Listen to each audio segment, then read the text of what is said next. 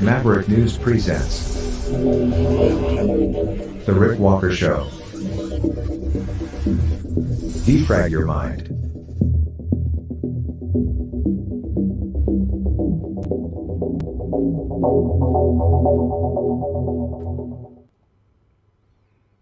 Good evening, everybody. Welcome back to the Maverick News Channel. I'm Rick Walker. It's that time. It's an hour later than normal, but that's just because of the day that it is and everything that's been going on here. But we're together again and ready to share the news of the day. And quite a day it is. It seems like we're entering a new era. Maybe a new arms race. With this talk of Russia possibly having a new space-based nuclear weapon designed, engineered to take out satellites. We'll talk a bit about that this evening. We also have an exchange for you between politicians over Canada's no new roads policy. That makes sense, not? And if you have a Cybertruck or want one, you might want to think about this. They're rusting.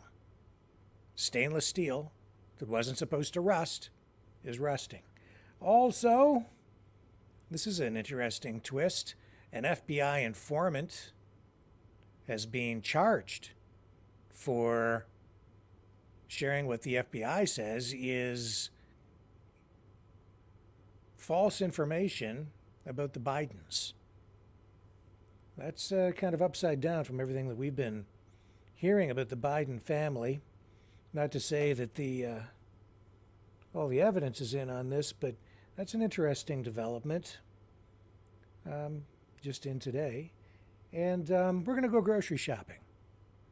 Yeah, I went to the grocery store, and we're going to go up and down the aisles and into the meat department. We're going to check out the prices and see how inflation is doing this evening in the land of maple syrup, Canada. And hopefully our American viewers will find some value in that as well. And we're going to overlay that on top of Tucker Carlson's visit to a Russian grocery store.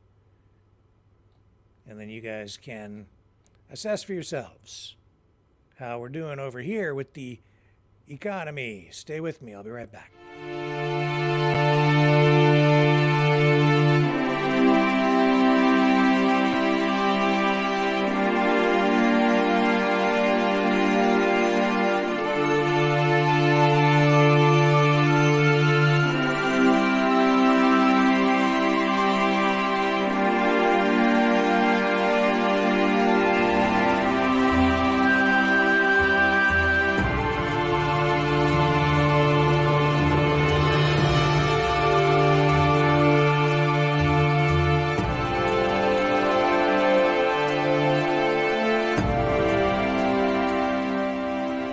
Maverick News.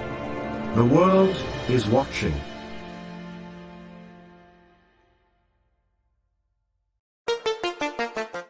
The New World Order. Government overreach.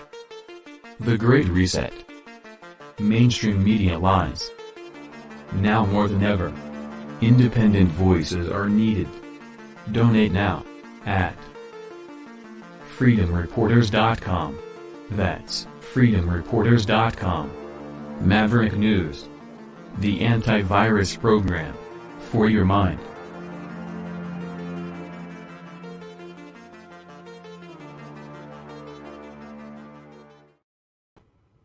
Okay, I'm sure you all must have heard about it by now.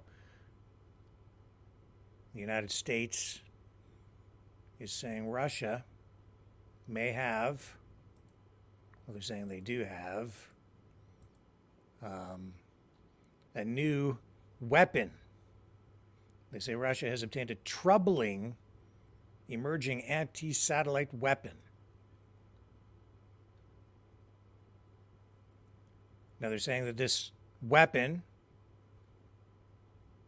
will not cause any physical destruction on Earth, but is designed to take out satellites. And it appears this may be a nuclear weapon.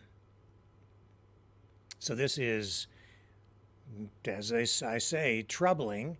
Now, automatically, what's happened here is it has triggered a response through the information conduits, the pipelines that are all out there. And I've noticed that different media outlets are handling this differently. The mainstream media kind of handling this as a United States government says this, other people say that, covering it in that way. And then I'm seeing from a lot of the independent media instantly going to some sort of anti-government, pro-Russian, holy crap, it's probably a lie, and the United States is likely planning a false flag attack. It's all our fault. It's our government doing it. It isn't the Russians who have it. I guess it's us.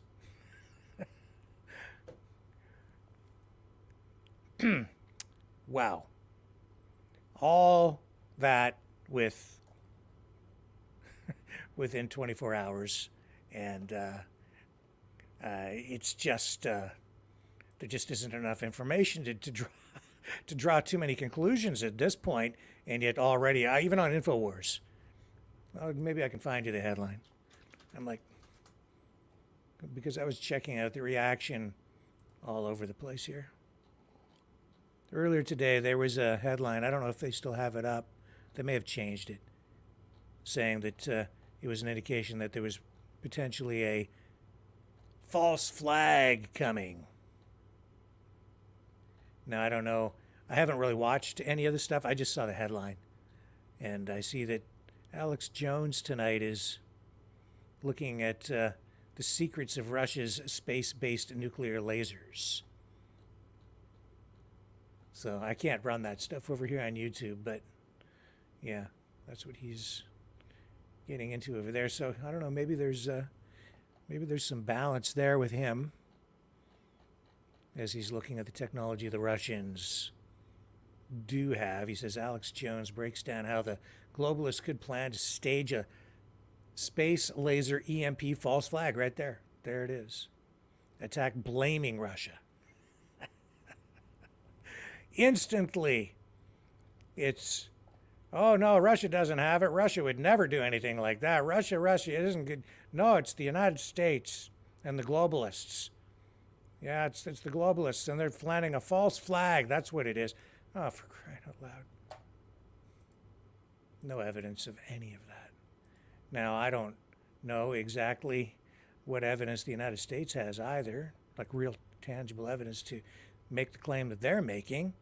Other people just saying that the United States is probably just making it up to leverage support for that military aid package for $95 billion for Ukraine, Israel, and the military buildup in Taiwan. Anyway, let's go to the White House for this news conference now with Admiral Kirby. Here we go. Let's find out what they have to say. Information that has captured Washington's attention, as you all know. Admiral? Thank you. Good afternoon, everybody. I know that Chairman Turner's letter to House members and his subsequent post on social media about a national security threat has prompted a lot of questions. While I am limited by how much I can share about the specific nature of the threat, I can confirm that it is related to an anti-satellite capability that Russia is developing. I want to be clear about a couple of things right off the bat. First, this is not an active capability that's been deployed. And though Russia's pursuit of this particular capability is troubling, there is no immediate threat to anyone's safety. We are not talking about a weapon that can be used to attack human beings or cause physical destruction here on Earth. That said, we've been closely monitoring this Russian activity, and we will continue to take it very seriously. President Biden has been kept fully informed and regularly informed by his national security team, including today. He has directed a series of initial actions, including additional briefings to congressional leaders, direct diplomatic engagement with Russia, with our allies and our partners as well, and with other countries around the world who have interests at stake. The intelligence community has serious concerns about a broad declassification of this intelligence. They also assess that starting with private engagement rather than immediately publicizing the intelligence could be a much more effective approach. We agree with that, which is consistent, of course, with the manner in which we have conducted downgrades of information in the past. This administration has put a lot of focus on doing that in a strategic way, a deliberate way, and in particular when it comes to Russia. And there's two things that we always do first when we consider about downgrades. One, we work with the intelligence community to conduct a thorough scrub of that intelligence to make sure that we are protecting sources and methods. And two, we sequence our private diplomacy with our public disclosure to ensure the maximum effect. In keeping with that approach, our National Security Advisor, Jake Sullivan, is meeting this afternoon with House leadership and committee chairs and rankers this afternoon to brief them on the latest intelligence and our analysis of it. And we will brief the Senate when they are back in session on the 25th of February. I'm not going to get ahead of those discussions.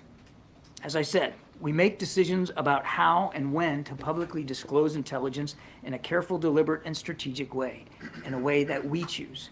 We're not going to be knocked off that process regardless of what, in this particular case, has found its way into the public domain. I can assure you that we will continue to keep members of Congress, as well as our international partners, and all of you and the American people, as fully informed as possible. Nothing is more important to President Biden than the safety and security of the American people. That's his top priority, and it's going to remain front and center as we continue to determine the best next steps. Now, if I could just briefly, I want to share a few words about the battlefield situation in Ukraine, where the fighting is incredibly intense in the east, particularly in a city called Avdiivka. It's a city that we've talked about several times before. Unfortunately, we're getting reports from the Ukrainians that the situation is critical, with the Russians continuing to press Ukrainian positions every single day. Avdiivka is at risk of falling into Russian control. In very large part, this is happening because the Ukrainian forces on the ground are running out of artillery ammunition. Russia is sending wave after wave of conscript forces to attack Ukrainian positions, and because Congress has yet to pass the supplemental bill, we've not been able to provide Ukraine with the artillery shells that they desperately need to disrupt these Russian assaults. Now, Russian forces are now reaching Ukrainian trenches actually in Avdiivka, and they're beginning to overwhelm Ukrainian defenses. The cost of inaction by the Congress is stark, and it's being borne on the shoulders of Ukrainian soldiers. We need Congress to pass the National Security Supplemental Bill without further delay. If House Republicans do not act soon, what is happening in Avdiivka right now could very well happen elsewhere along that front. So again, we need Congress to act right away. Questions? Thank you. Addressing the matter that you addressed in your topper, can you address whether the United States has the capability to defend against the Russian anti-satellite system that they're developing? I would tell you that this is still it's still a capability they're developing. We are still analyzing the information that's available to that. I would not speak definitively about our strategic deterrent capabilities one way or the other. We don't talk about that publicly. But we're taking this potential threat very, very seriously, and we are examining what the best next steps are and what our options might be. I want to reiterate, it is not an active capability, and it has not yet been deployed. Thank you, Admiral. When was the President first informed of this threat, and what's been his level of interest or concern? I don't have a specific date on the calendar. He has been kept informed throughout, and our general knowledge of Russian pursuit of this kind of capability goes back many, many months, if not a few years.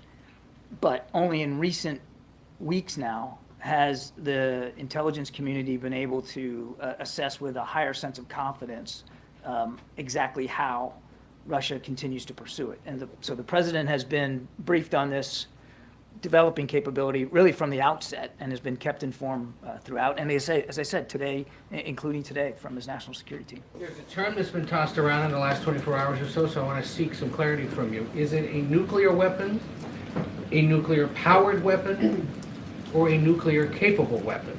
I'm not going to be able to go into any more detail than I did in my opening statement. It is an anti-satellite capability that they're developing, and beyond that, I will not go. You've spent some time, though, around nuclear material or weapons in your previous military career. What the heck is nuclear capable? What is nuclear capable? Well, I mean, I guess it depends on the purpose of the device we're talking about. I mean, we talk about making sure that Australia has nuclear-powered capable submarines. And of course, so nuclear energy can be used for propulsion in an engineering sense. It can also be used as a weapon. So nuclear capable could be either of those. I am not going to get into any more detail about this particular capability than I have already. It's just not prudent to do that. As I said, we work on downgrades of intelligence in a strategic, deliberate way. We're not going to get knocked off that approach, regardless of what's out there. Thanks, Wayne. Thank you, John. Your statement just now seemed to push back on Turner's call for the administration to declassify this information and the fact that he made that desire public. But the Intelligence Committee put out a notice about an hour ago that the language was pre-approved by the Biden administration. So are you saying that the language that he put out in his statement on social media was outside of what ODNI approved?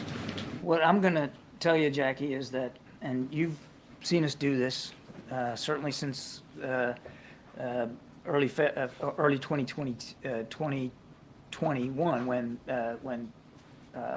22, when Putin invaded Ukraine. We have been very careful and deliberate about what we decide to declassify, downgrade, and share with the public. And there's a process, Jackie. It starts with an analysis of whether information can be downgraded safely without violating sources and methods, without putting it in jeopardy our ability to continue to collect information and intelligence. Then, usually, there is an engagement strategy that goes along with that, where you talk to allies and partners, maybe the country in question, certainly members of Congress. You do that through intense internal diplomacy. And then, and only then, when that's complete, you work with the intelligence community on specific language to downgrade. What I would tell you in this case, and Jake mentioned this yesterday, we had already begun that process. The process of analyzing it, of making sure we weren't violating sources and methods, informing members of Congress. The president directed the team to start to inform allies and partners, including, not that Russia's an ally and partner, but to include diplomatic engagement with Russia on this. And then we would eventually get to a point where we would downgrade and declassify. So we were already on the sort of the arc of that process when yesterday this information regrettably found its way into the public domain in advance of our ability to do this according to process. Regrettably, though, if the administration had been working with the committee to approve language that would make all of this known to all members of Congress. If there's a presumption here that somehow the administration gave a green light for this information to get public yesterday, that is false. That is not true. That did not happen. We were eventually going to get to a point where we were going to be able to share it with the American people, and we still will, as appropriate. As I said in my opening statement, we'll keep you as informed as we can. Now's not that time for us to go into any more detail to this. Yesterday, officials pushed back on the characterization that allies and partners had not been informed and said that they had been informed. When did that happen? We are in the process, again, which is why we're not going to be downgrading everything here today. We are in the process of consulting with allies and partners. We are in the process of engaging with Russia about this. And we think, I know it's a crazy thought here, but we kind of think it's important to follow that process and do it the right way rather than just rush to put something out in the public domain. Okay, good. John, when we talk about the potential to cripple satellites can be used to drive everything from weather forecasting to wars. You say this is something that would not impact those of us on Earth. Why should Americans be concerned about a Russian capability that would target satellites?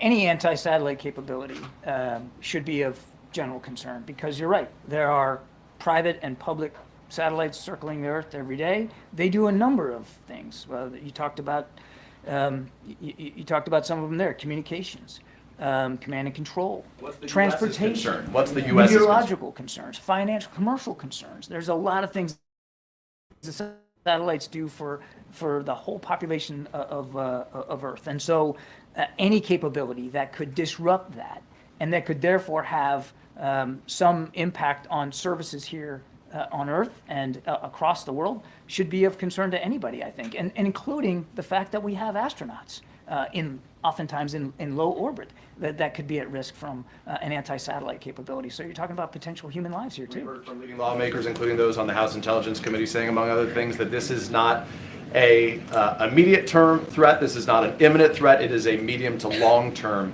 threat. When we talk about medium to long term threats, so Americans can feel comfortable with the state of this information, what does that mean? What time frame are we talking about in terms of the concern? I hope you'll understand I'm not going to get into too much more detail than I already have. I mean, as I said, I'll stick with what I said. It is not an active capability that is yet deployed. Thanks, Crane, I appreciate it. Heard some members of Congress describe Turner's actions as reckless. Given how you started this briefing, is that how you would characterize what he did yesterday? I would just tell you that we have followed a very rigorous process about how to determine whether information can be and should be downgraded and shared publicly. We were and are in the process of that with this particular capability. And as I said in my opening statement, we're not going to get knocked off that process. We're not going to have our hand forced to get out there faster and further than we think is appropriate. Are you concerned that all members of Congress now have had access to this classified intelligence? That's really for Chairman Turner to speak to, since he made that decision to make it available to all members of Congress. This is based on... That doesn't concern the administration. Look, well, again, we'll let Chairman Turner speak to his decision about how to share the information. It is based on information that we, again, are still in the process of analyzing and sharing with allies and partners, and we're just not at a point right now. We don't believe we should be at a point right now to be too forthcoming in all the details of it as we work through this process. But as I said, as we do with every other downgrade, we'll get to a point certainly where we'll share with you as much as we can. But just to clarify and to follow up on Jackie's point, since the chairman is now saying that some language was cleared with the administration, can you tell us what exactly he worked on with the administration and how wide that clearance was? No, I'm not going to get into that, and I'm not going to speak for how he came to make this decision. We have a process. We're going to stay on that process. Thanks, Kareem. Thanks, Admiral. The Kremlin spokesman said today that the bringing up this issue of the Russian anti-satellite capability is a ploy by the White House to pressure Republicans in Congress to pass the supplemental and get aid to Ukraine. What's your reaction to that claim? Bollocks. Just one more thing, if I may. Thank you for that answer.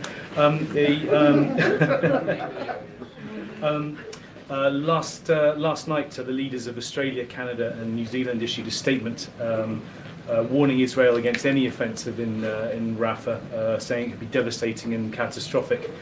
These are some of the closest U.S. allies and part of the Five Eyes group, obviously.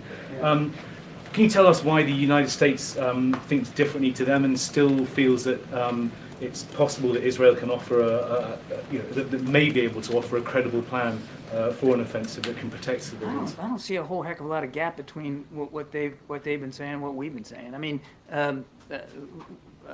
I can't speak for them. I can just tell you that we continue to believe that under the current circumstances, without a credible plan, as the president said, to account for the more than 1 million Palestinians that are down in Rafah, make sure that they have a place where they can be safe and secure and out of harm's way. Without that credible plan, a major operation in Rafah would be a disaster. We agree with that. And we're continuing to talk to our Israeli counterparts about what that plan might look like. John, thank you. Going back to what you were saying to Peter about satellites, life as we know it revolves around satellites. And it sounds like something would be greatly impacted or even gravely if these satellites were attacked. When and how and why would the national security threat right now go up higher if something begins to move in a different direction? Can you tell us when that and why would it go up higher? It's difficult to answer that question at this point when we're talking about a capability that we don't believe is active and not deployed. We will engage directly.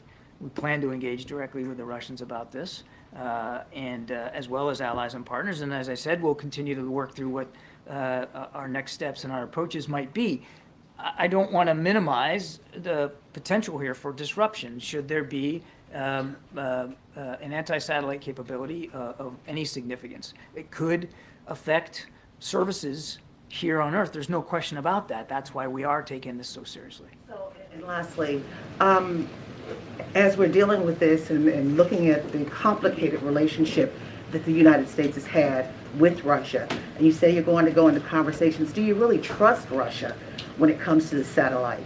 There's no issue of, it's not about trusting. And I think our record on dealing with Russia appropriately, I think, is pretty well established. It's not about blind trust with Russia. In fact, it's quite the opposite. Is it trust but verify? Look, we're not in a position where we're trusting what's coming out of Russia. What they say, we watch what they do, and we analyze what they do, and then we make our own decisions, our own policy decisions about what we're going to do based on their actions or their inactions. Thank you, Corinne. John, staying on Russia before I move on to the Indonesian election, but on a slightly different track. Vladimir Putin said that a Biden administration would be more stable and better than a Trump administration. Your reaction?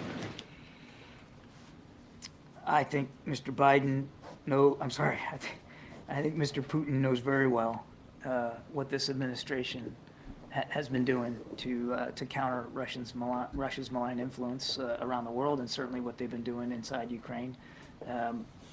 We've demonstrated over and over and over again how willing we are to push back on what Russia's doing, again, particularly in Ukraine. And Mr. Putin should just stay out of our elections. And on the Indonesian election, the candidate Prabowo Subianto has claimed victory. A couple of questions. Number one, when does the administration plan to congratulate him? Are you planning to wait for official counts to come out, which could be days or weeks? And number two, this was an individual who was banned from entering the United States for many years due to allegations of human rights violations, including... Okay, so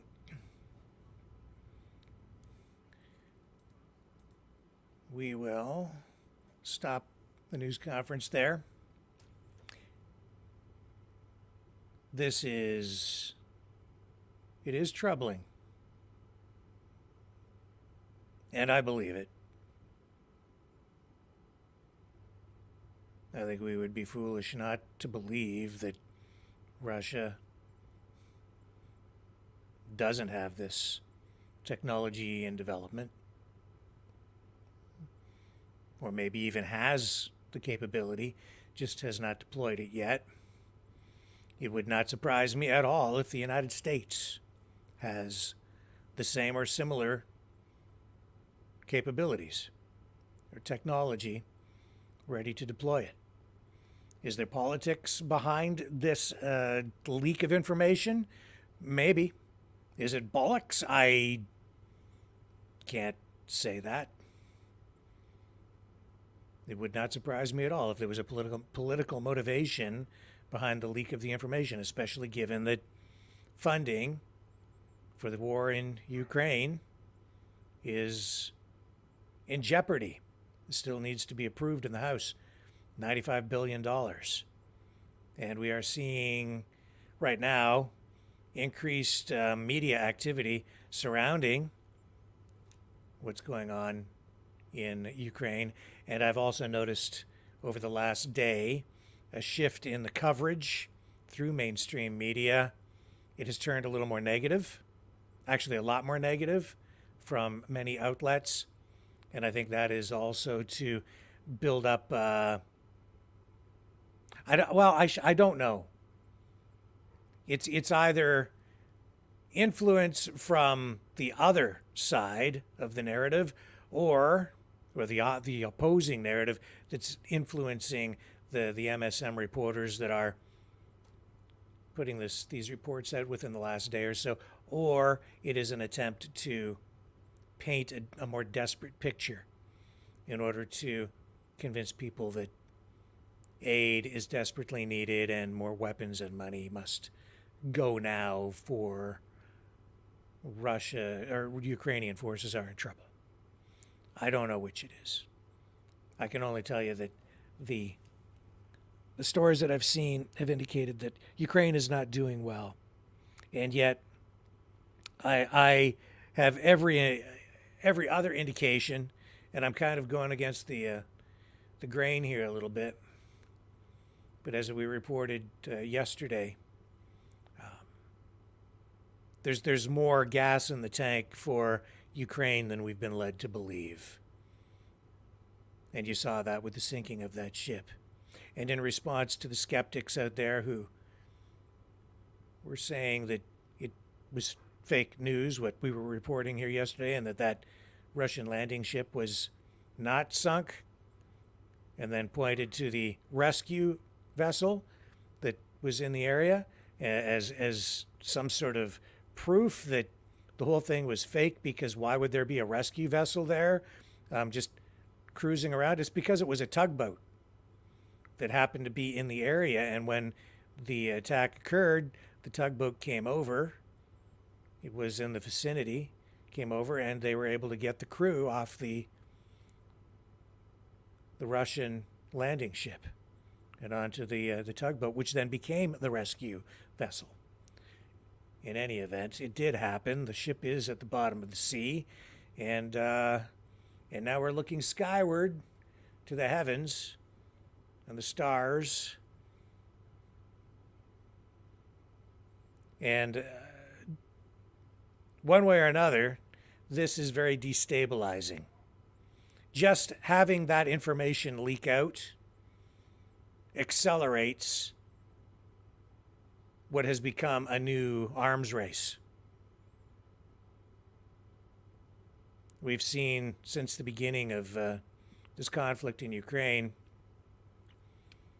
and even before, these agreements between the United States and Russia and NATO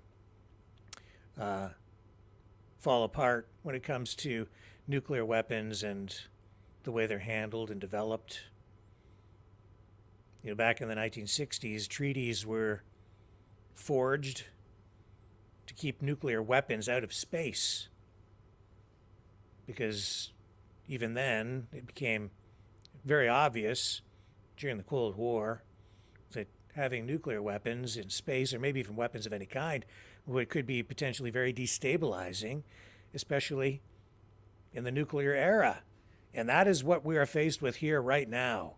If the United States does not have that technology, and Russia does, it completely destabilizes the nuclear balance of power, which is that we have right now, at least between those two nations, mutually assured destruction, which is the deterrent to using the weapons. But if one side has the ability to take out satellites, then they have the ability, excuse me, to eliminate one side's surveillance apparatus and capabilities, targeting capabilities, communications. I've often thought that relying on satellites and digital technology exclusively when it comes to the military is dangerous, because if you can cut off that flow of information, that data, if you can take out the satellites in a digital era, you're leaving your opponent blind and defenseless. Not only is it then impossible for the side that loses its communications and surveillance capabilities, are they then no longer able to see any incoming missiles, any incoming threats of any kind. You're also not able to respond, because you wouldn't be able to target using computers and GPS where your missiles are going. I'm sure they even have backup systems, but if they take out all those satellites, you're pretty much defenseless. And that gives one side first strike capability with survivability as part of the playbook. And if one side has that and the other side doesn't, you're no longer into a mad situation. Now you're into a completely altered balance of power, giving huge advantage to one side and not the other. And it incentivizes the side that doesn't have that capability to use their weapons first, for fear of losing the capability of using it. If you wait too long and your enemy strikes and they take out your communications and surveillance capabilities and your targeting capabilities, you're dead in the water. You've lost instantly. You can't even push the button to nuke the other side. Do you see how destabilizing that is? And if Russia has developed this technology, I have to shake my head. If the United States has developed that technology, or if they had developed that technology on one side and Russia didn't have it on the other, how would we feel about it? I don't think I would feel that great about it. Maybe you might rest easier because you're under the umbrella of technology, the nuclear capability, and the ability to eliminate your adversaries' surveillance and retaliatory capabilities. But it doesn't make me feel good because it's destabilized the whole shebang. If the United States had done it unilaterally, the criticism would be leveled. It would be, off the charts. Fingers being pointed at Russia. I'm not seeing as much negative commentary.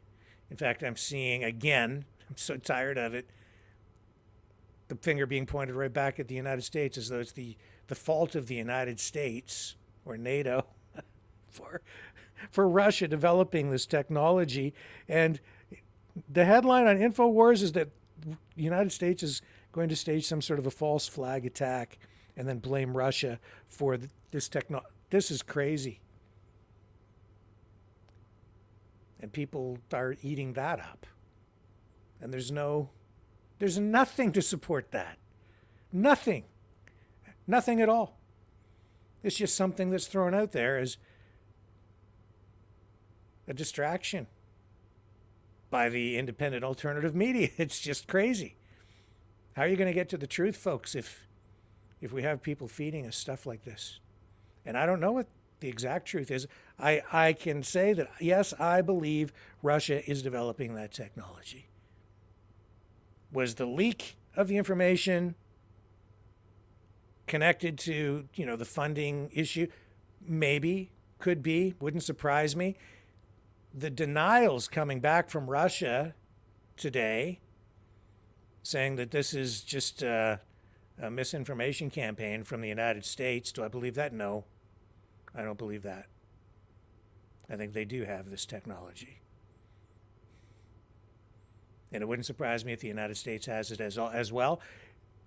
I didn't hear Admiral Kirby asked a question about that. Does the United States have this capability? I didn't hear anybody ask that, unless it's asked later on in the news conference. But up to that point, I hadn't heard it. Makes me wonder why. Maybe it's because they do. And if they do, then I guess we can all breathe a little bit easier, because then it cancels or at least balances things out again. These are really dangerous times. Very, very dangerous. This doesn't protect us. This gets us closer to an actual nuclear conflict, global nuclear annihilation, or at least maybe half the world if one side has that capability and they're able to deploy it. And if the U.S. has this capability and we don't know about it yet, then putting this story out there gives the United States then maybe public support that it's looking for, manufactured consent, if you will, to proceed with further development, or the announcement that they've developed this technology to counter what Russia has, and then also gain support from the public in order to secure funding for production and then deployment of said weapons into orbit. And whether we like it or not, just having that information leaked has thrown us into a whole new arms race. It's inevitable now, because there is low or no trust between the two countries. There already was low or no trust. You've already seen over the last few years a focus on outer space. Why do you think Donald Trump formed the Space Force? Because he knew that this kind of technology is being developed, that space is the new frontier in real terms, in practical terms now, because it has been commercialized with companies like SpaceX, and because other countries now have the ability to put satellites into orbit. You have countries like India, even Iran, China. Many countries have this capability, and many other countries are also involved in the U.S. NASA space initiatives. A lot of these, Japan has a space program. And make no mistake, it isn't just about communications and domestic uses. It's for military purposes and for defense and offense. We're into a whole new arms race now. I think some people will be very happy about that because they will make a lot of money. For us, it throws us into a much more dangerous world because of what's going on up there. I think everything I've said is probably obvious. Unfortunately, the people in charge, not just on one side, but on all sides, I think they're pretty much crazy. They're all crazy. They or incredibly fearful, or maybe greedy. Motivations vary. Human beings, I don't think we ever learn.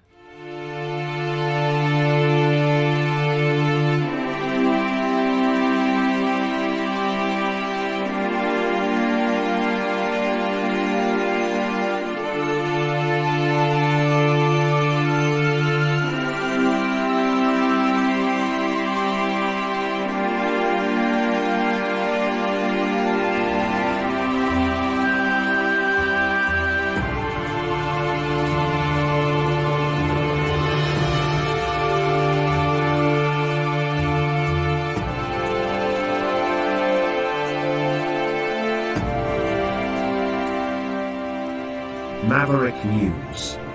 The world is watching.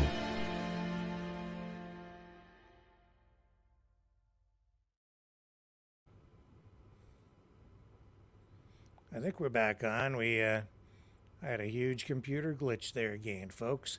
I better check the chat and see if we're still connected. Can you guys, are we connected? It looks like we're back online. Everything got cut off again. Very odd. Check the chat and Rumble.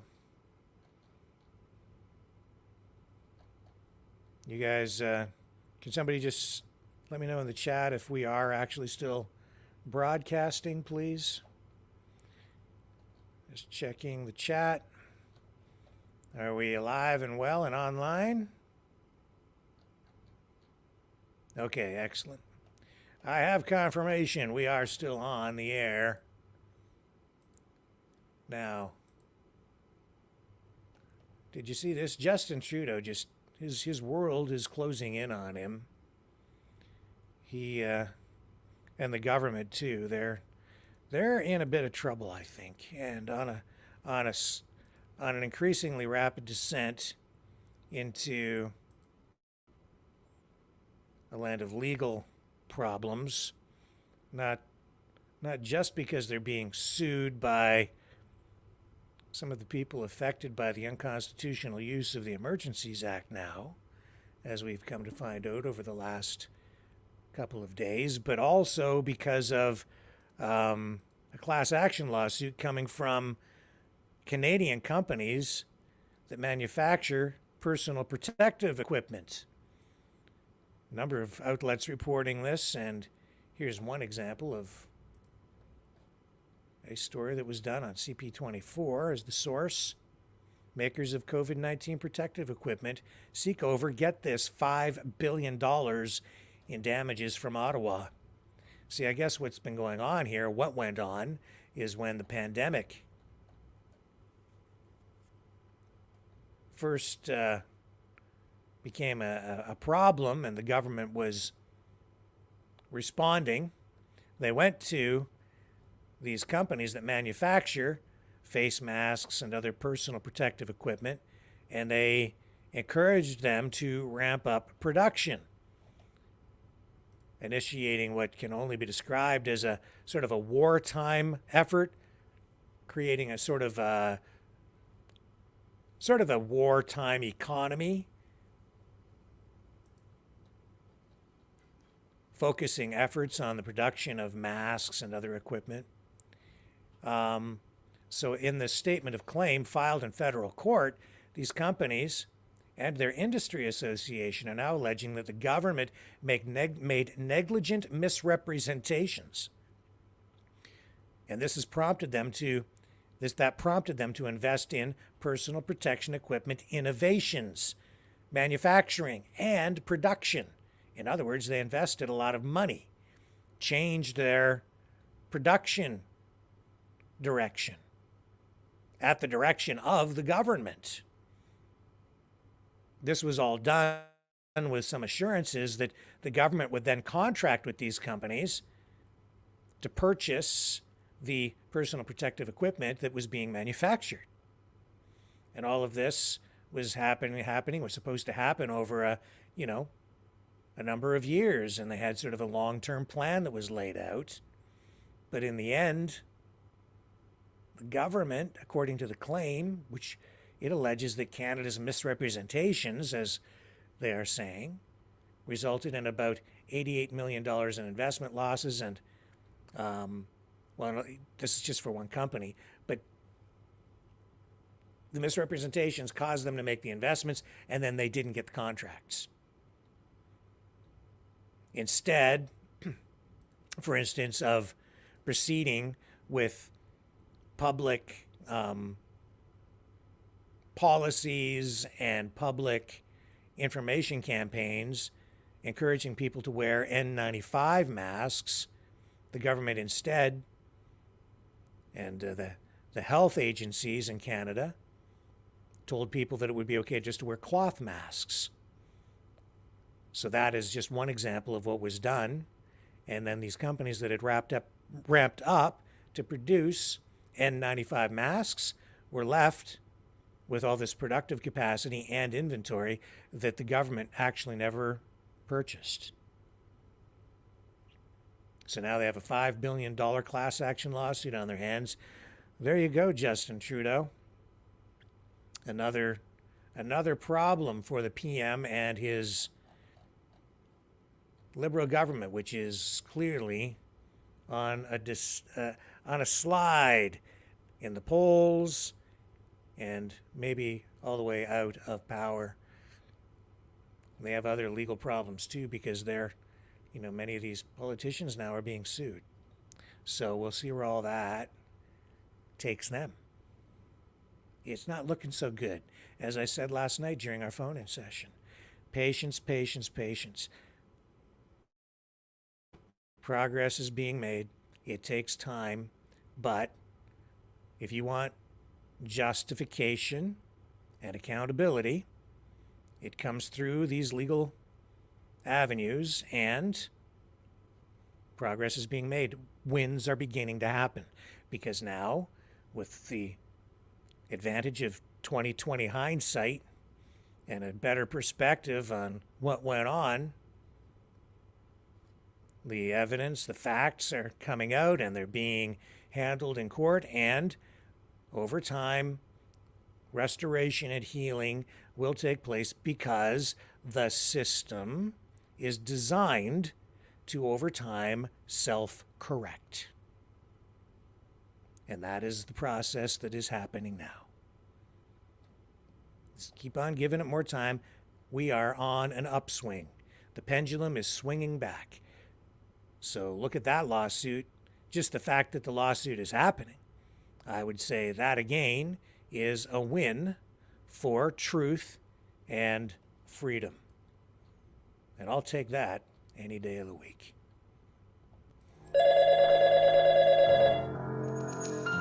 Feel the vibrations.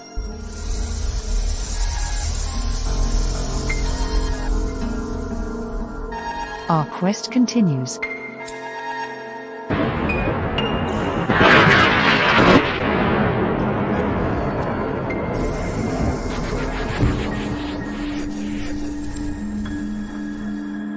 The truth is out there.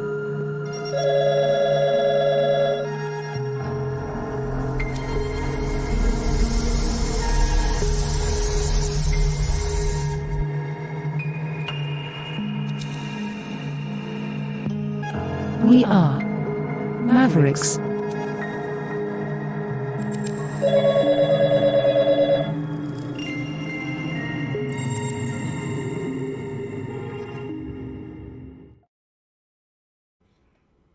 So, in the weeks ahead, you may come across some ads, and I haven't seen them yet. But Canada's security and intelligence agencies are warning people tonight that, how should I put this? They're saying that information being shared online is, they're trying to, I guess, educate people, make people more media literate so that they are able to recognize propaganda and disinformation. And they've launched an online campaign, and I haven't seen these videos yet, as I say, but the messaging is, if what you are seeing online is triggering you emotionally, they're saying that is information you should really start to question because it may be what they're calling disinformation. Now, I know that we're all skeptical of what government agencies and even police and intelligence agencies might want to tell us these days, but I think that that in itself is useful and helpful advice, simply to say, question things, and if you are seeing something that doesn't make sense, or if it is triggering you emotionally, then yeah, take another look at it, because that is truly what, that's one of the tools, the main tool really, that is used in order to get people to respond or even change their thinking. Because if you are bombarded with fear porn, for instance, you start to lose your ability to think straight. And you can sit there and think that you're not being affected by it, but if you think back, how did they keep people in line during the pandemic? Fear. Think back to all the different ways that government has controlled us with fear. And then think about the messaging that's coming now often from, the other side too, or people who say they're trying to do good things on the other side. There's a lot of fear porn going on over there right now too. So I just say be skeptical of it all. Step back and really take a good look at it. If the information that you're being fed is is fear-based information, then I am very skeptical of any of that stuff. As I said last night again, I could sit here and scare the crap out of people and get a lot more clicks and a lot more viewers, but I don't do it every night because it's unethical. Anyway, just be aware. I do want to see those ads though from these government agencies. The Communications Security Establishment is the organization tagged in these advertisements, and that's what they are, is ads.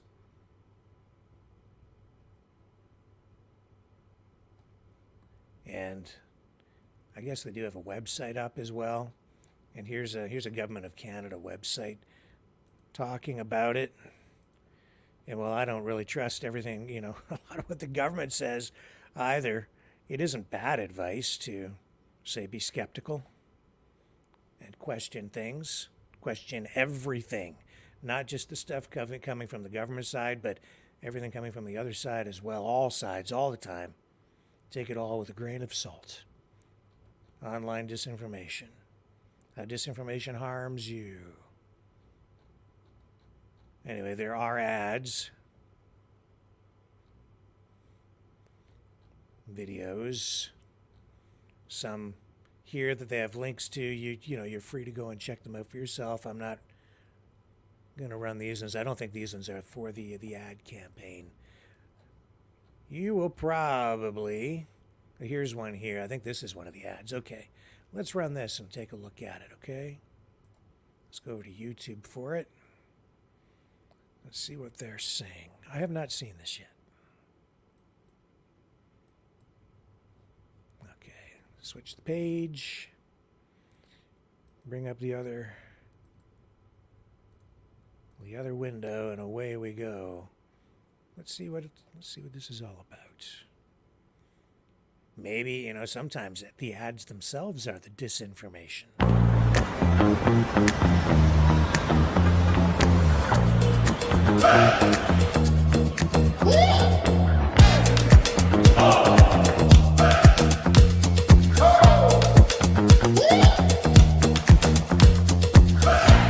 If it raises your eyebrow, it should raise questions. Check the facts before you share online. Learn more at canada.ca/disinformation. A message from the Government of Canada.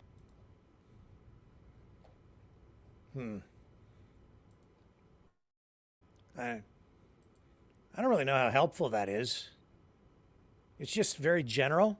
It's not bad advice. Question everything, question thing, okay. But I don't know if the message is specific enough to be truly helpful. Maybe they can't be that specific, because if you get too specific, it loses its useful messaging as well. Difficult stuff to deal with. What else do we have? Tesla, Cybertrucks. I'm not a fan of the Cybertruck, as you know. If you watch here, I think they're ugly. Well, they're a whole lot less pretty when they've got rust spots on them.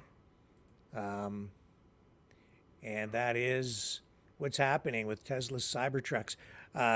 So they're made of stainless steel, and the idea was that you make them from stainless steel, and stainless steel won't rust. Problem is, they are oxidizing. There are forums online where Tesla owners are starting to complain. Here, take a look. And the rust is sort of a dark, sometimes orange color, also sometimes like a dark, shadowy discoloration on the surface of the stainless steel.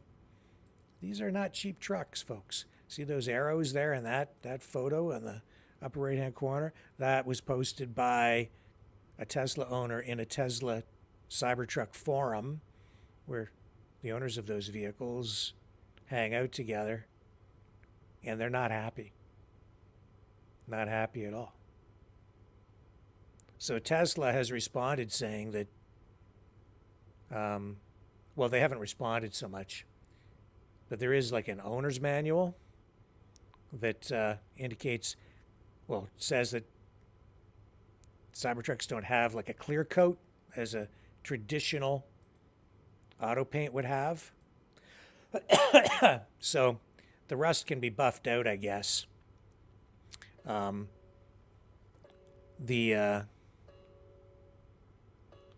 gotta hang this up. So the rust can be buffed out, and Tesla is telling owners to immediately remove any corrosive materials or chemicals from your vehicle if you own a Cybertruck. The thing is, salt is corrosive. So if you have a Cybertruck and you live in Canada or in a state where they use salt on the roads, I think you might have a bit of an issue. I don't know how that stainless steel is going to stand up over time to the harsh realities of roads in wintry climates like Canada and in northern U.S. states. Speaking of wintry Arctic-like conditions or subarctic or Antarctic conditions, did you hear that Iran is claiming ownership, or attempting to claim ownership of a big chunk of Antarctica? True thing? Yeah. Here, check it out. Not making it up. I'm backing it up with a bunch of reports just to show you that this is an actual real thing that's happened, is happening. Here, let's see if this is the Gazette out of the Washington Examiner. It's a Washington Examiner piece run in a local paper. Iran claims ownership over Antarctica and plans military base there. Look at the penguins. Oh, they're so cute. Your Iranian buddies are coming to hang out with you soon, guys. If that's even a real picture, I don't know if it is. That looks a little too clean. It could be real, but I don't think so. I think that's like an AI image anyway. Iranian Navy Rear Admiral Shahram Irani declared that his country has property rights in Antarctica, particularly the South Pole, in a newly surfaced video. With regard to the South Pole, we have property rights there, he says, and they belong to the public, Irani said in the video of a television broadcast. And this goes back to last fall, apparently, but this was the first that I'd heard about it, and this is the first time media here in the West is latching onto this story and distributing it. Our plan there is to raise the flag, inshallah. It is not only it is not only military work, but also scientific work that needs to be carried out, he says. Our scientists are getting ready for a joint operation encompassing the efforts of all our people in keeping with the guidelines of our leader, inshallah, he said.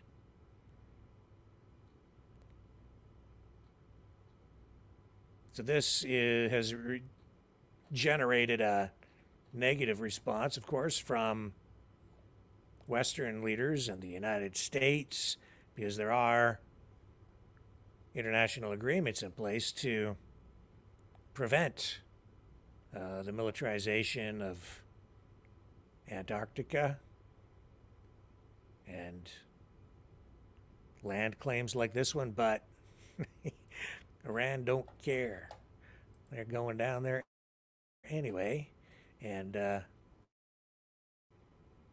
again, this is potentially destabilizing, just like what's going on up above with those satellites and potentially new weapons being deployed up there.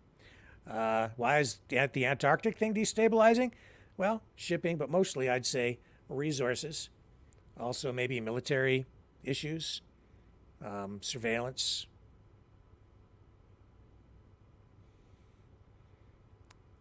I'm sure there are a lot of resources down there at the South Pole that could be utilized What exactly, I don't know, but there has to be some value there, or Iran would not be taking this kind of interest in it. Keep an eye on that one and try and keep both eyes open.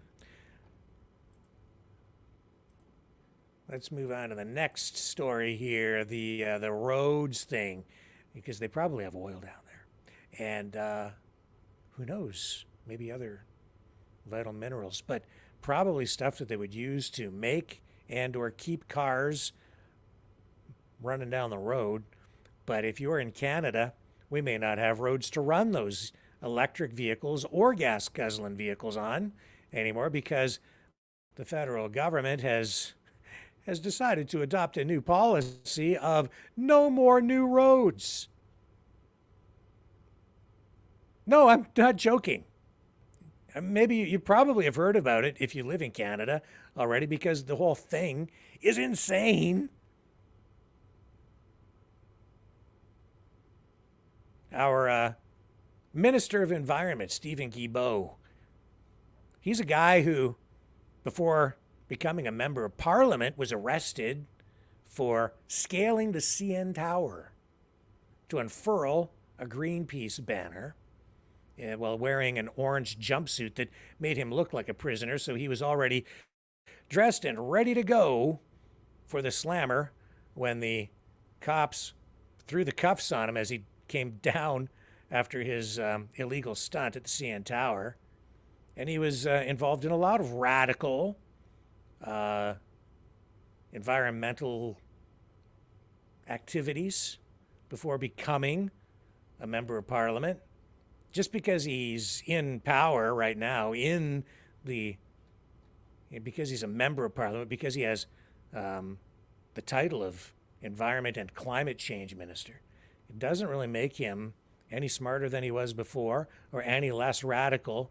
He just now has the power, and the government is implementing these policies that are radical. It should be really come as no surprise.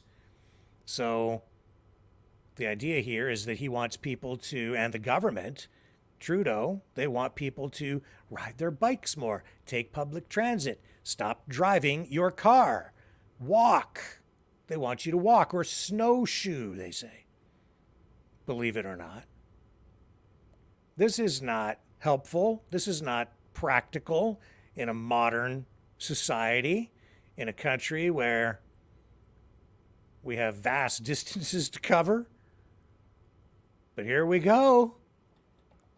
I mean, it is truly insane. Why did people vote for this guy? How did these guys get into power to begin with? Well, there are a lot of reasons. None of them rational. All of them emotional and misguided. I would say because they were fed a lot of propaganda by a Liberal Party and New Democrats who wanted nothing but power, and now they have it, and they are implementing this radical agenda. Here's an exchange in the House of Commons today. The honourable member from Chilliwack Hope. When the Prime Minister appointed a radical activist to be the Environment Minister, we knew that this Liberal government would be implementing extreme and divisive policies, but this latest Liberal announcement takes the cake. This may be the first time that any government anywhere at any time has promised to stop building roads, but that's exactly what the Liberals have done. This extreme new policy means that these Liberals are against adding more lanes to the Trans-Canada Highway between Metro Vancouver and the Fraser Valley. Why do the Liberals want to kill these projects, which will help end gridlock and get people to work? The Honourable Parliamentary Secretary. Very interesting, Mr. Speaker. He should have checked the record. It's stunning. As a BC MP, he voted against over $1 million for the 100-mile horse Loke Road Bridge replacement in that province. It's an example of conservative hypocrisy on the other side. On the one hand, they want to stand for infrastructure investment and supporting roads. On the other hand, anytime this government has attempted to do that, they voted against it. We'll continue to work with provinces, with municipalities to make that a reality. The honourable member from Chilliwack Hope. This radical minister made it very clear that this Liberal government will no longer allow funding to go towards building roads. And it's no surprise that a guy that scaled the CN Tower or climbed on top of a premier's roof would come up with an extreme policy like building no more roads in this country. We need a strong road network to move our goods, to get our kids to school, and to get our workers to their jobs. So when will the Prime Minister condemn this radical policy from his extremist environment minister and stop punishing Canadians who need to drive their cars to live their lives? The Honourable Parliamentary Secretary to the Minister of Housing, Infrastructure and Communities. More slogans from the other side, Mr. Speaker, more slogans. And you know why it's a slogan, Mr. Speaker? Because there's no sincerity. And there's no sincerity because they want to cut funding to cities. They want to cut funding to towns. Every time we've put measures on the table to make sure that municipalities are better supported and provinces are there with us, they've stood in the way of that. I've given examples here today, the Gordie Howe Bridge in my province. I just gave an example from his province. He's let down his constituents in the approach that he's taken. It's not a serious approach. It never was, Mr. Speaker.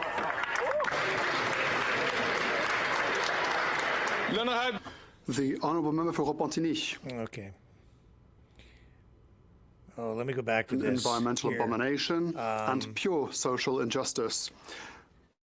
But I'm We're proud going to that... go back to this story.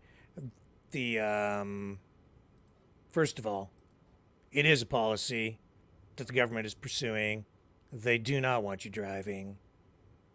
They have basically declared war on cars. And that is the policy. No new roads. They say they'll maintain existing roads, but no new roads. And that's just a first step. They'll be coming after funding for other roads too. Can't stand. It's insane. It's absolutely insane. Eventually, people will push back.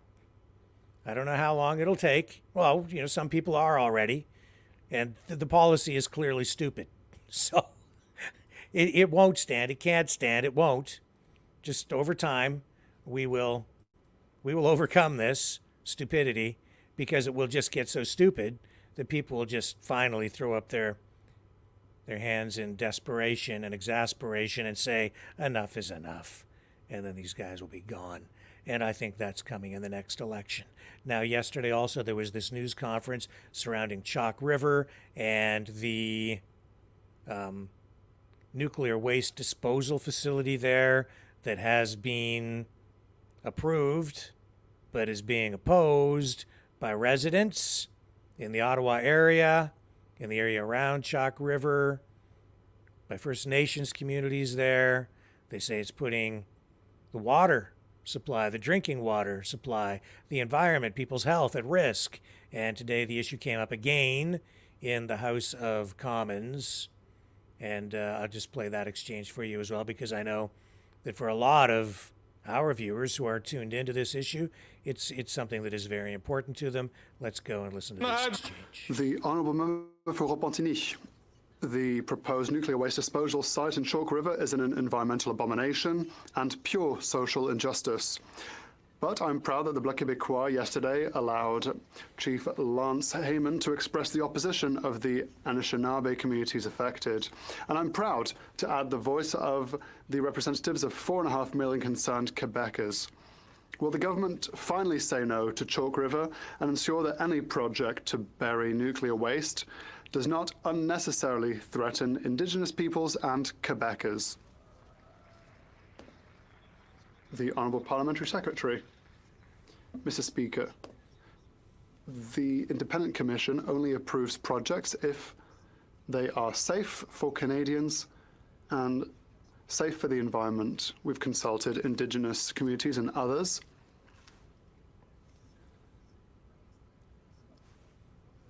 As this file is subject to a judicial review, we are waiting for the results of the decision before we move forward. Thank you, Mr. Speaker.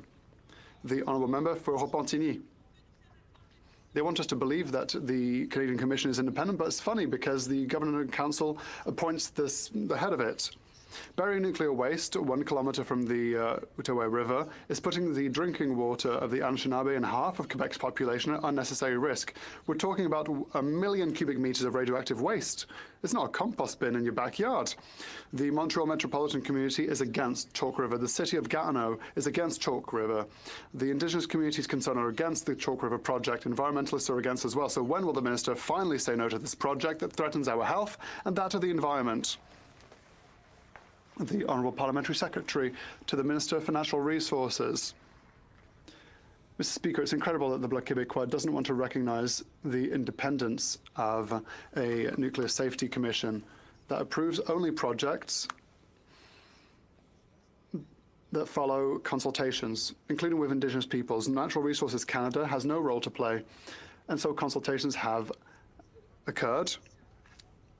If this file is approved, we will move forward. We continue to work together with Indigenous peoples and various communities to make sure that the project is viable.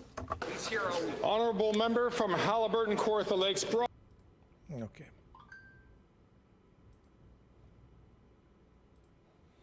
So that's an ongoing issue, and we will continue to watch that, and I need to dig into the issue more myself to learn more about it so that I can speak with, I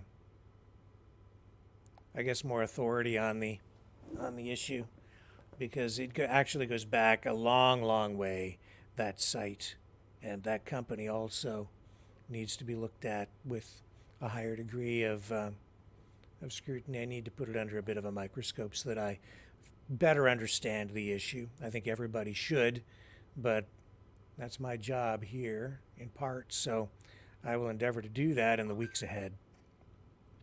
I will educate myself better on that file. Okay, let's move ahead. Let's take a break, and when we come back, we're going to go first shopping with Tucker Carlson, and then we're going to go shopping with me. You're going to go shopping with me, or I'm going to take you along on a shopping trip to the supermarket, and we're going to take a look at where prices are at, get an idea of what's going on with inflation, and compare Russia with North America. Don't go away. Be right back.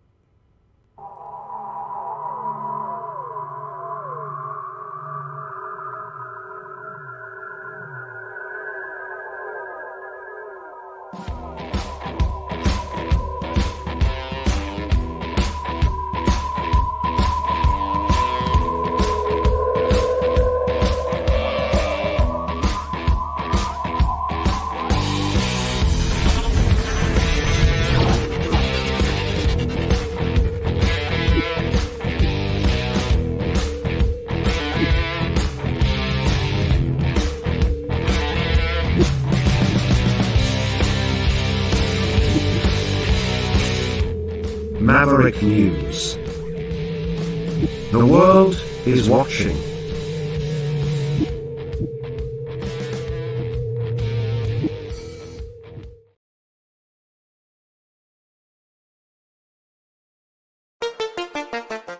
The New World Order. Government overreach. The Great Reset. Mainstream media lies. Now more than ever, independent voices are needed. Donate now at freedomreporters.com. That's freedomreporters.com. Maverick News.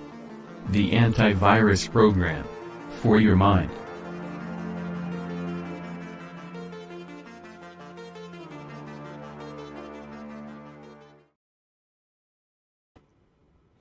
Okay, I'm back now. Tucker Carlson,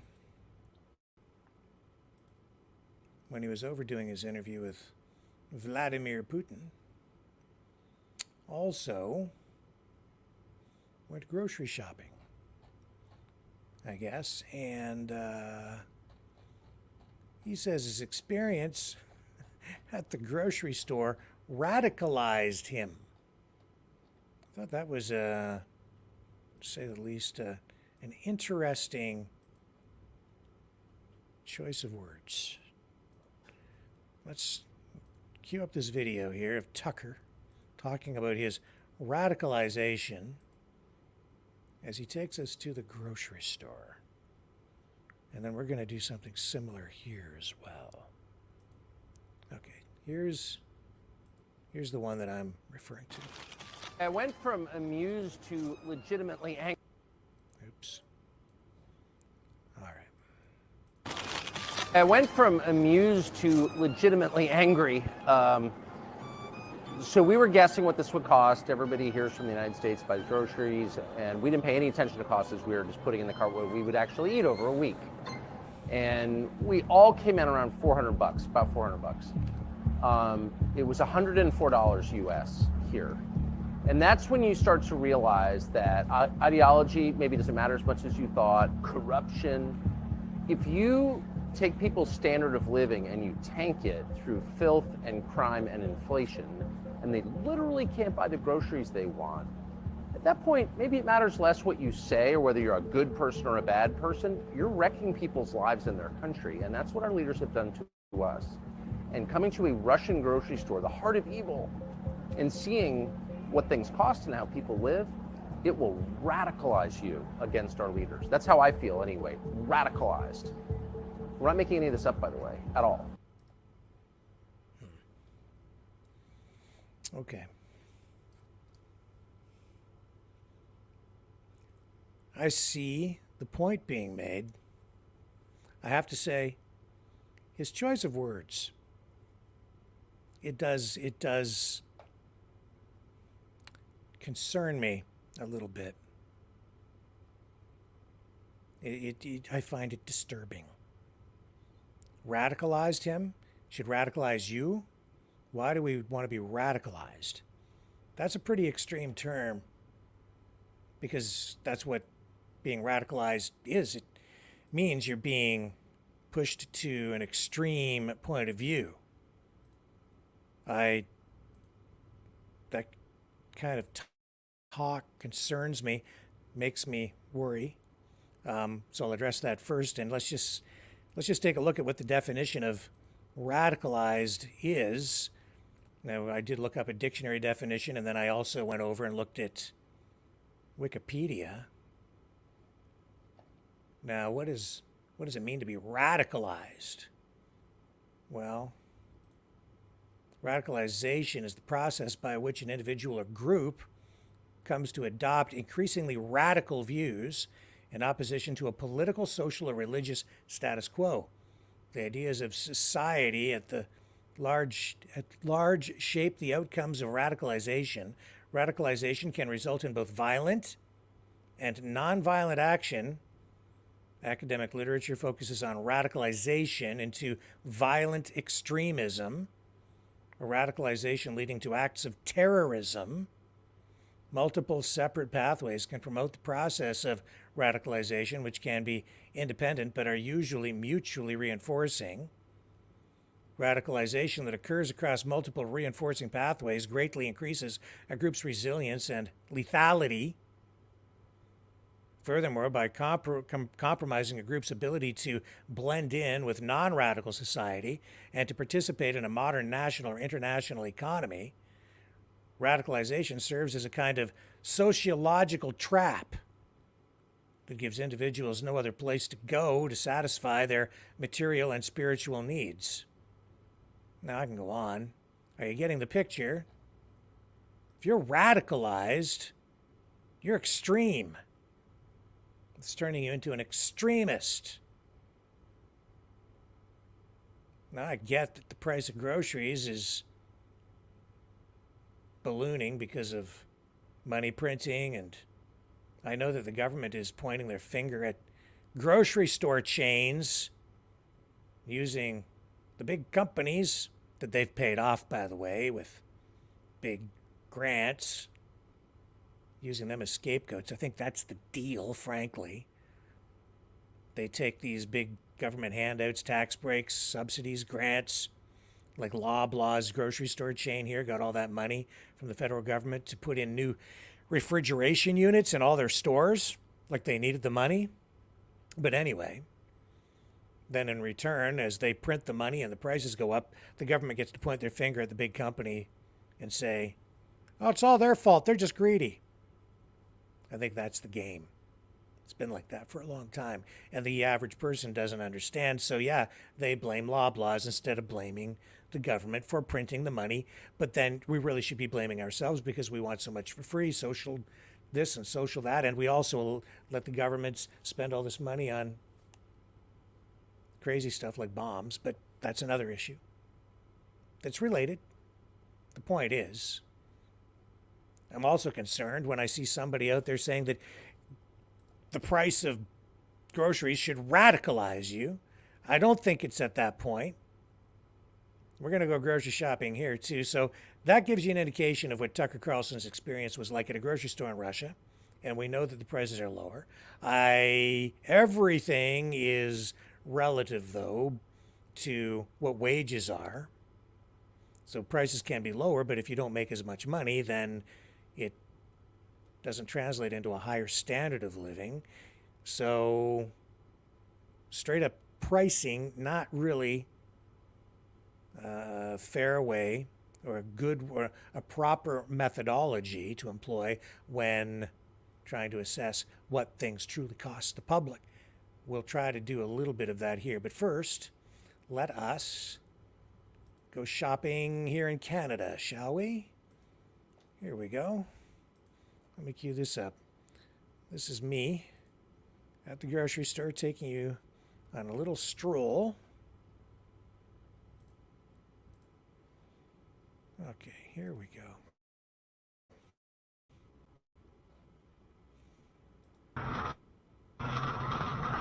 This is a shopping cart cam.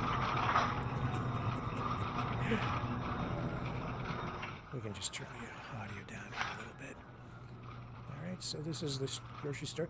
Stocked shelves. There's food there. We're not starving to death. We did have supply chain issues during the pandemic. As you know, I went several times to the grocery store during that time period and showed you. Okay, so there's,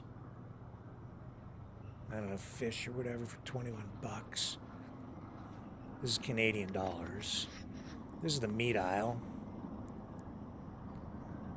Hamburger. Let me just slow some of this stuff down here a bit. Where's my tab? Where's my tab? Right there. Okay, so $10.92 for two steaks. Well, it's a steak cut in half, I guess. $10.92, almost $11. It's on sale for what, $7.99 a pound? And this is not the discount grocery store, by the way. This is a level 1, tier 1. There it is right there.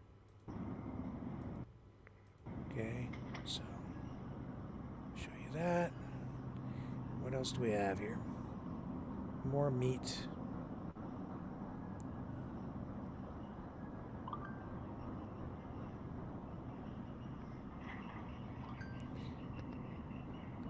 Lots of chicken, fully stocked. $21.30 for those skinless chicken breasts. That seems pretty expensive to me.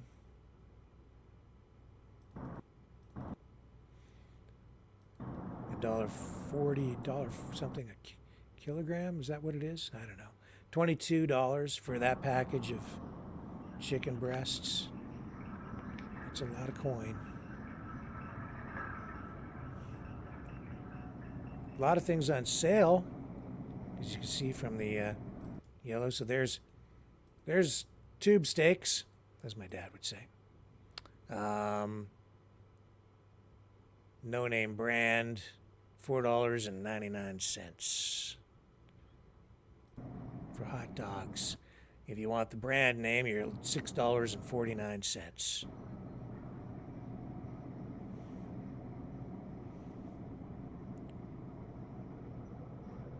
And $4.99 for turkey dogs on sale.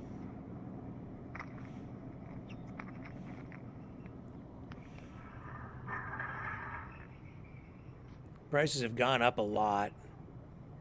You know, I think even maybe just a year ago, those same turkey dogs, the regular price, as I recall, was usually around $3.99.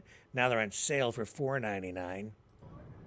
Here's burgers, you know, beef burger patties. This is the no-name brand, $12.99.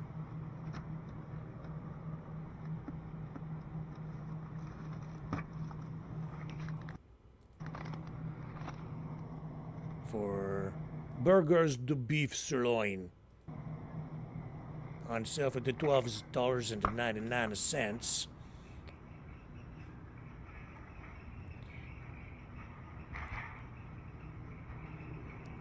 And again, you know, those things, I remember those being about a year ago, $9.99. So you've seen, that's about a 30% increase in the space of a year. And then you tack on any increases from prior to that. Now here's the milk. This surprised me at this store. That was only $5.89 for, we have bagged milk here in Ontario. And so 4 liters of milk for $5.89. That's a lot less expensive at that store. I don't know what it's like in your community, but $5.89, that's cheaper than it is even over at the discount grocery store. So I was surprised by that. I saw it last week for about $9. There's $6.59 for that brand. That's filtered, microfiltered milk. And that's cheaper again than it is over at the discount place. Now here's pizzas. These are produced, I guess, by a local pizzeria, and then they package them up and sell them at the grocery store.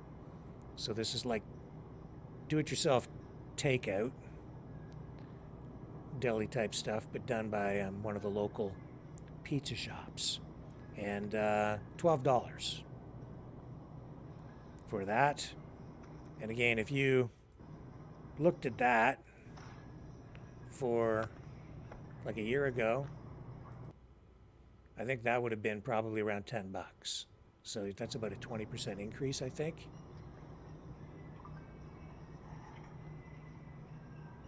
Breakfast cereal, box of cereal, $6.49 on sale. Normally like $7.99. $8 for a box of cereal. Now I remember, again, like about a year ago, if memory serves, maybe about $5. Sometimes $4.50 on sale, $6.49 for yogurt. That's expensive. I have been seeing yogurt in stores for as little as like $3.33.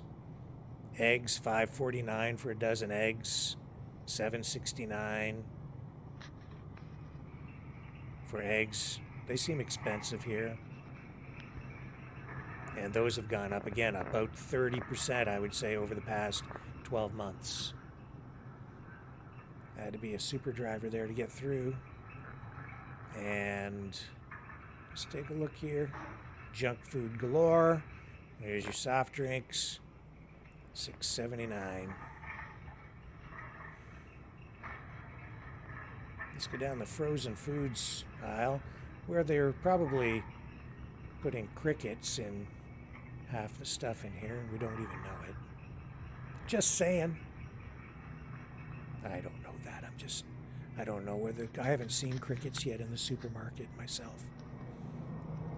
And there's the crinkle cut fries, $4.49 on sale. And those have gone up as well. I'd say probably 20-30%, and the no-name stuff out of stock. If you wanted crinkle cut fries, out of luck. If you wanted the no-name stuff, you had to buy the brand name McCain, which is a brand name in Canada. So across the board in this store, I'm seeing, from me personally, it looks like about a 30% increase in most of the food items as I'm just perusing the shelves and the freezers. A 30% price hike, sort of across the board. And then that's If you go back a year before that, and a year before that, and a year before that, yeah, so there's the crinkle cuts. Save $1, so regular $5.50. All right, I'll have to pay the higher price and buy the brand name. Okay, so I got pizza, I got fries, stuff. Fish. This stuff's expensive now, man. $17.99 for fish. $17.99 for sole.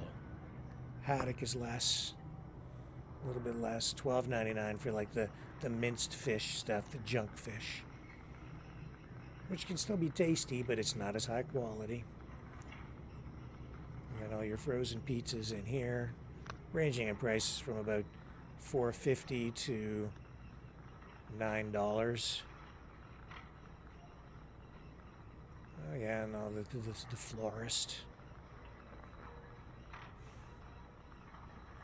And we'll go around here and check out the vitamin aisle. And I know that there are issues that you're going to have to deal with in terms of more regulations for vitamins. Oh, but first, this is something I haven't needed in a long time and never will again.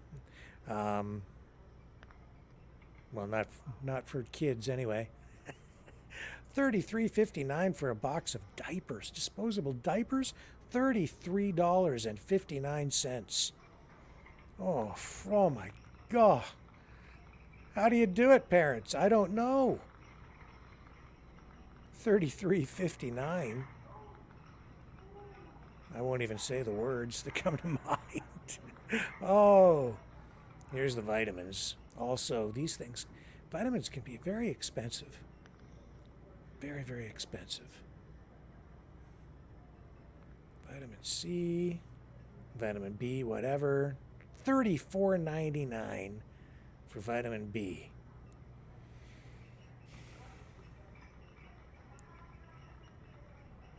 Yeah, prices have gone up a lot. $6.37. The government would sit there and say, it's all Putin's fault. No, it's not.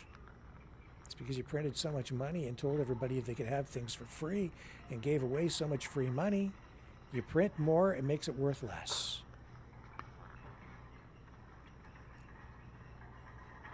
But, you know, things do come back into alignment over time as wages go up and things equalize.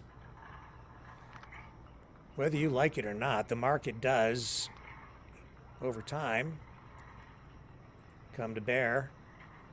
The government can try to control the market as much as it wants, but ultimately there's no getting away from market forces. If you print money, you'll get inflation no matter what. It's just the way it works. People, you know, they tell people, we're going to increase your minimum wage and then you'll have more. But in the long run, you don't. You don't end up with more. Sometimes people lose their jobs. Those policies are disruptive to the economy. And then in the end, you get more inflation, prices go up, and you think that you're further ahead because you see a bigger number, but your buying power is diminished and you really don't have any more than you had to begin with. The trick is really to keep your wages in line for what the value of what your labor is, in line with what the market value for your labor, whatever that is. So you have to make sure that you're being paid what you're worth at the time for your labor. But if people think they're getting ahead, it doesn't quite work that way. Just by having a mandatory minimum wage increase, it has unintended consequences. Anyway, I won't get into all of that. We're just really here tonight to sort of compare the pricing. So overall, is Russia cheaper? I think that they are. In terms of, you know, what like bottom line, like what the price is at the supermarket. And I found a website as well with a cost of living comparison chart. And this compares Russia and Canada. And I also have the United States here, so I can bring the chart up and we can take an actual close look. And so a meal at an inexpensive restaurant in Russia is about $10.30. In Canada, $25 Canadian. And these are all adjusted in Canadian dollars. A meal for 2 people at a mid-range restaurant, $44.16 in Russia, $100 in Canada. A meal at McDonald's in Russia, $5.89, Canada, $14. That's almost 3 times more expensive. Imported beer, $2.94 in Russia, $8 in Canada for a bottle of beer. Coke or Pepsi, $1.11 in Russia. That's what I think it should cost. That's what I remember it being. And in Canada, $2.88 now, almost $3. So you're almost 3 times more expensive for just about everything in Canada. Milk, $1.15 for 1 liter. In Russia, $2.89 in Canada. Again, almost 3 times more. 2.5 anyway. Rice, $1.51 for a kilogram. In Russia, $5.09 in Canada. Chicken filet, 1 kilogram, $5.09. Russia, $16.51 in Canada. Beef, 1 kilogram, $9.43. Russia, $19.24 in Canada. Apples, $1.60 a kilogram. Russia, $5.76 in Canada. It goes on and on and on. Transportation, a one-way ticket on local transport, 59 cents in Russia, $3.40 in Canada. A monthly pass on transit, $36.80 in Russia, $104.90 in Canada. Gasoline, 78 cents per liter in Russia, $1.59 in Canada.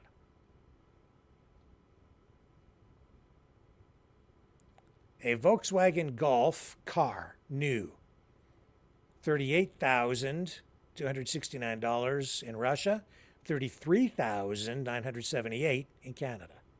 So a car costs less, at least a Volkswagen Golf. And a Toyota Corolla sedan, $37,000 in Russia, $27,000 in Canada for the equivalent model. So cars are actually less expensive here.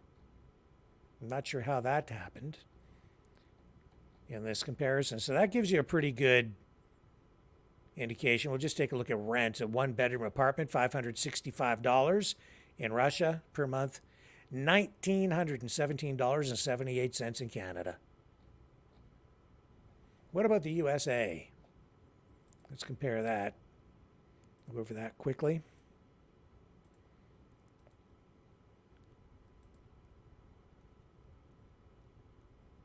And Russia and the U.S. price comparison, cost of living.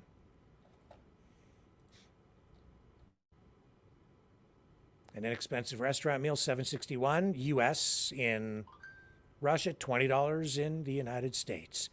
Milk, 85 cents for a liter in Russia, $1.06 in the USA. Do you know why it's more money in Canada? Because of the milk marketing boards.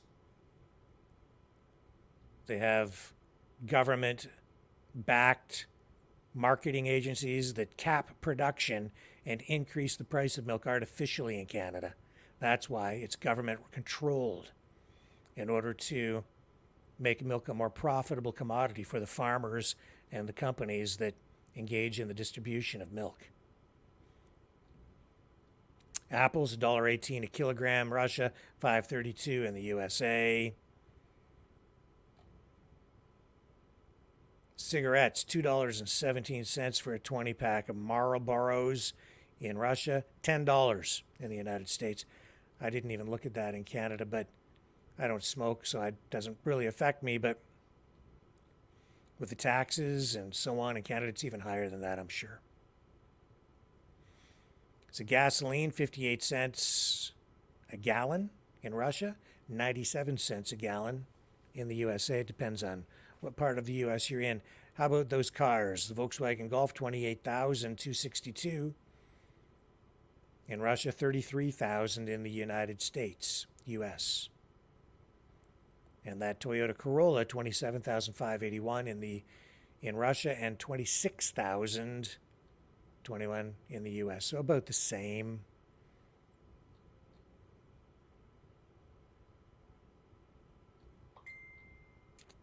And so you're getting an indication here. It depends on what it is, but the cost of living is higher in the United States, and it's going to vary from one area to another area to another area to another area. But that gives you a good snapshot. I don't think that there's, I think it is more expensive, but what about, those are the prices, the bottom line prices. So what about wages? What's the average salary in Russia? I think Leo's actually messaging me here. Let me see what he's got to say about it. He can maybe help us out here as well. So Leo is saying that the average hourly wage in Russia is $7.15 an hour American. That's the average hourly wage, not the minimum wage.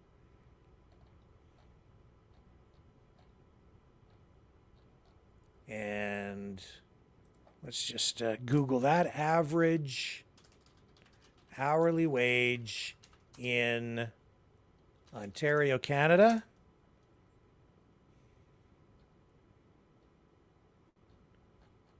The average, a 5.1% increase in Ontario is the hourly wage.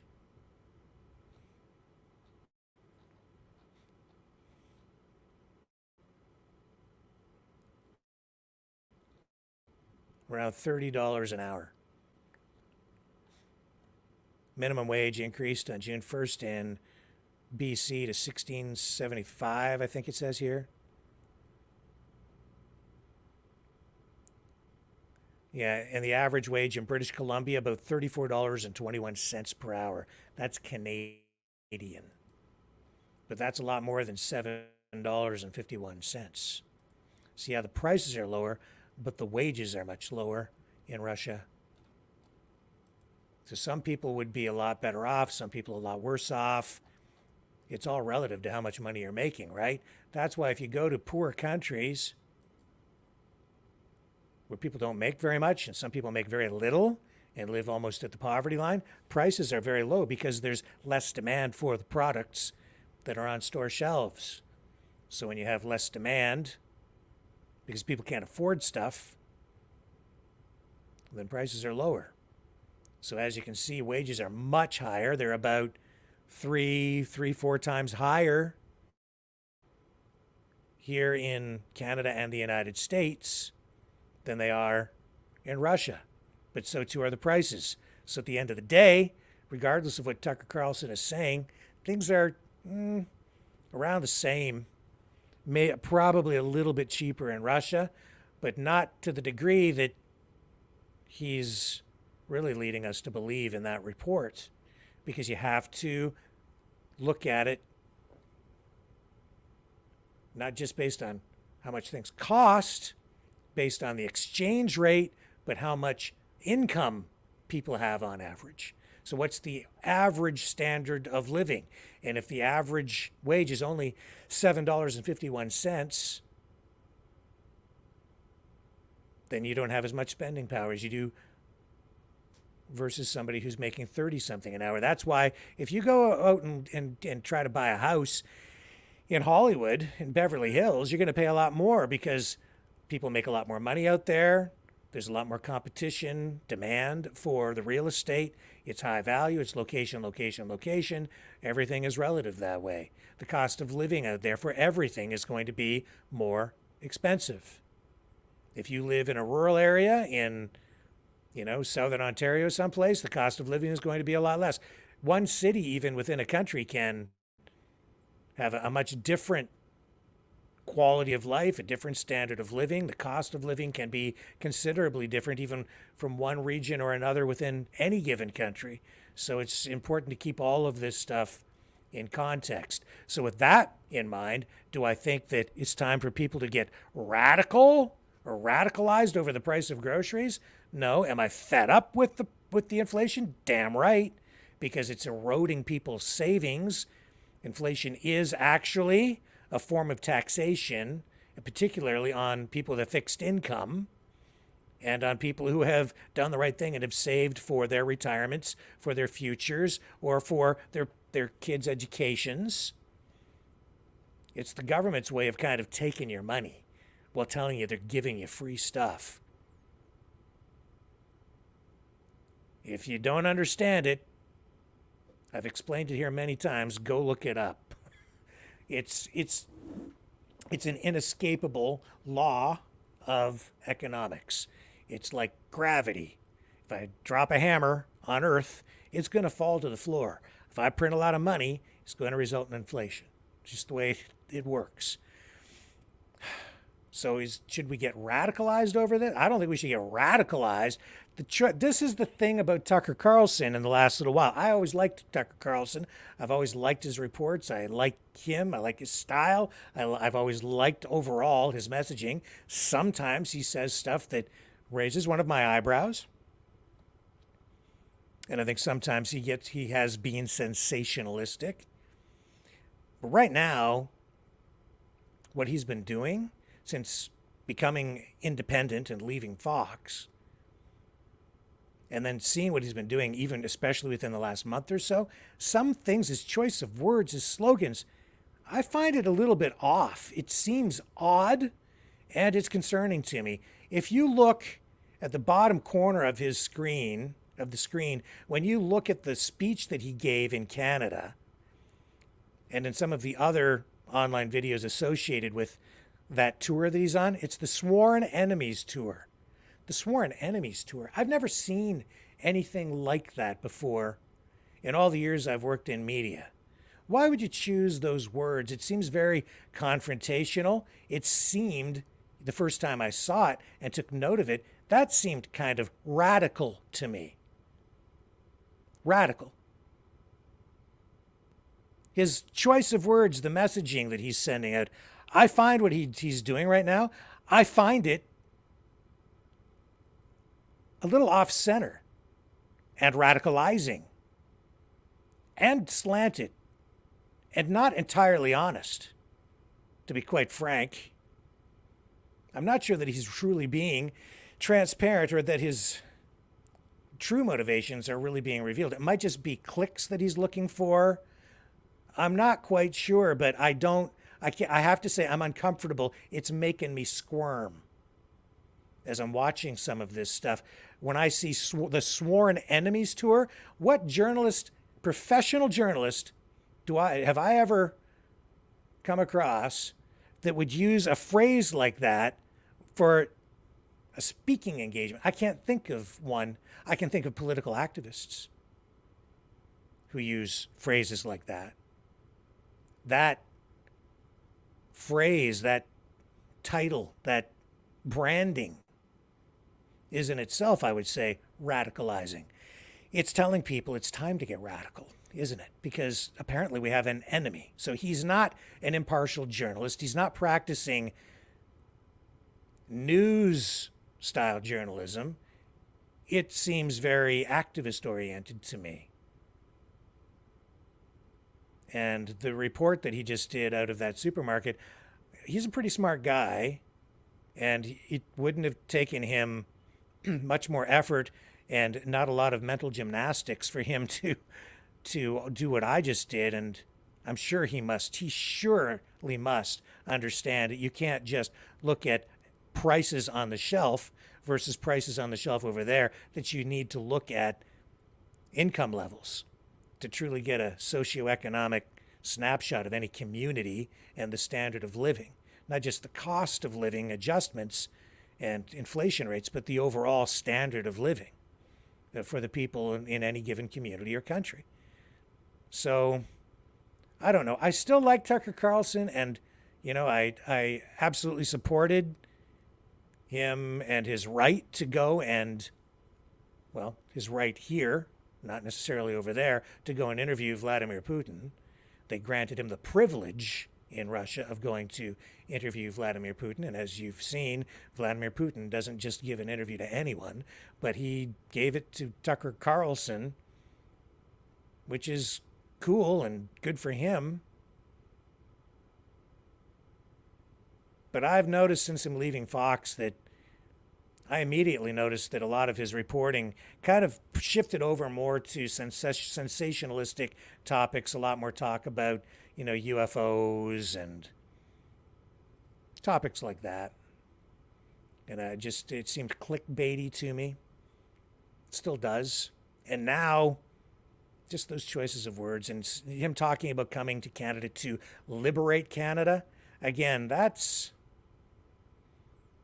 don't think it's a joke. And I'm not sure where it leads. But again, it's making me squirm. Sworn Enemies Tour. He's coming to liberate Canada. Now he's radicalized against our leaders because he went to a grocery store in Russia. And yet I'm seeing every indication that Tucker Carlson's mindset, attitude, and radicalization predates his trip to Russia and his interview with Vladimir Putin, and certainly came before his visit to the Russian grocery store.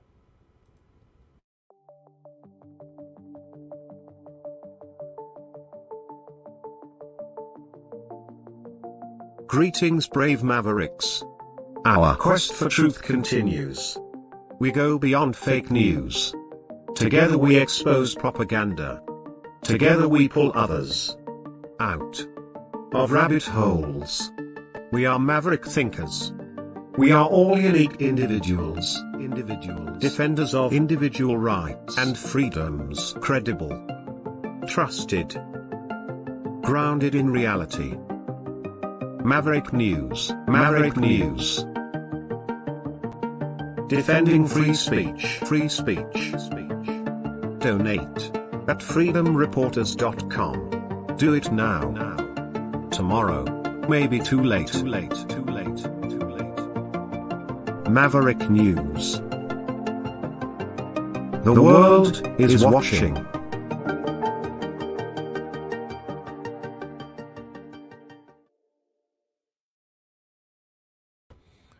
When I was younger, and maybe you guys talked like this too, we used to say, you say things were rad in a good way, right? It's just rad. That's rad, man. I can't even remember what era that's really from. Was that the 80s or the 90s? I guess it was around that time. Well, you know what else is kind of rad? Or at least people thought they were rad. And they're brand new items just out on the market. Very high tech. These Apple Vision Pro virtual reality goggle thingies.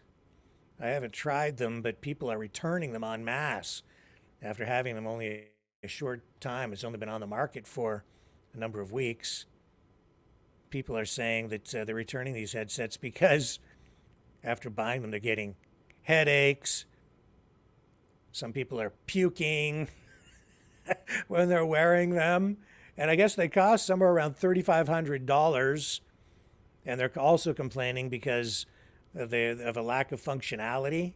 There aren't enough apps to make them worthwhile, so people are buying them and finding that they can't really use them in the way that they thought they might be able to. They're just not that useful at this point, and they're making people puke. 3,500 smackers. Mixed reality goggles is what they're calling them. And they just launched, I guess, on the 2nd of this month. So they've only been on the market for a couple of weeks. Haven't tried them. Looks like maybe another product failure. This time from Apple. Oh, well. We'll see. Somebody's going to take a bath on that one. Apple's going to maybe take a big hit on it. I don't know. I wouldn't want to take a $3,500 bath on a product that makes me puke. $3,500. I think people are also getting caught driving around with them on in autonomous vehicles as well. Getting tickets. All right, so let me pull that down. We've got all kinds of other stories here tonight, too. $3,500 for puke glasses. Oops. Now, CSIS is warning that the anti-gender movement in Canada poses what they're calling a threat of extreme violence. And this is an MSM mainstream media report that is circulating tonight, so I'm just going to show you what they're saying about this. So the Canadian Security and Intelligence Service is issuing a warning saying that the anti-trans movement, or whatever, says here, Canada's intelligence agency is warning that extremists, there's that word again, could inspire and encourage serious violence against the 2SLGBTQI+ community. A threat that Canadian Security Intelligence Service says almost certainly will continue over the coming year. And these comments come as provincial policies on, it says here, gender-affirming surgeries and pronoun preferences are being hotly debated across the country.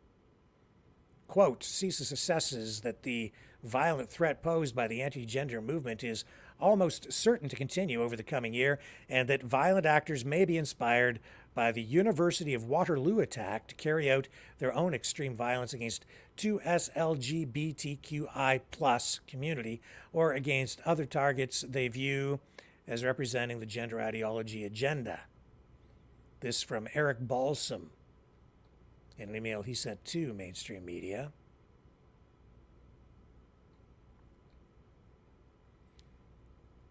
So CSIS continues to assess this. Oh, there's Doug Ford, the Premier of Ontario, at a gay pride parade.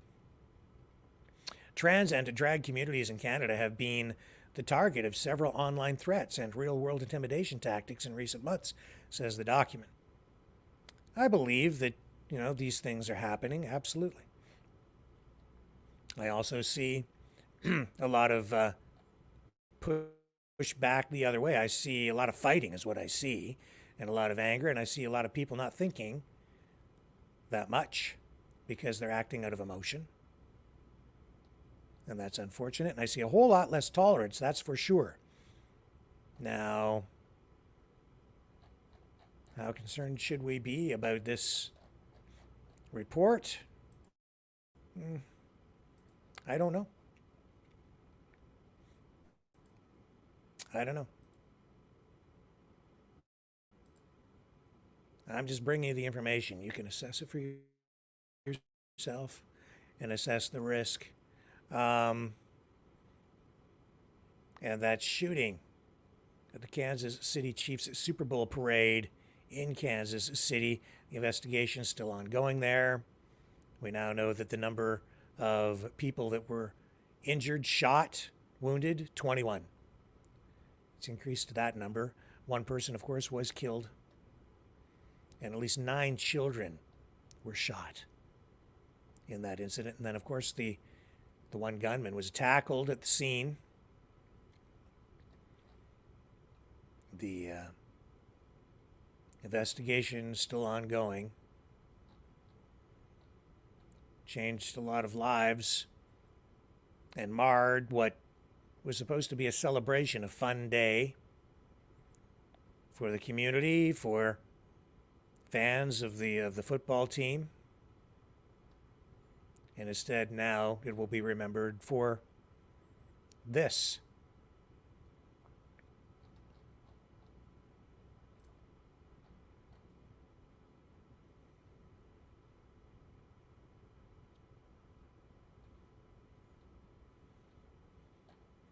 It says here 3 DC police officers shot while trying to serve an arrest warrant.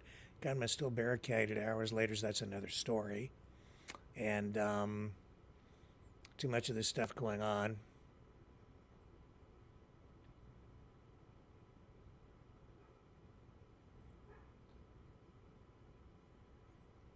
Man.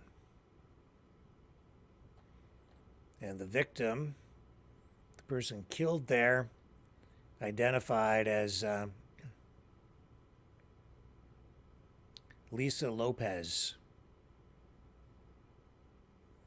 a disc jockey with KKFI.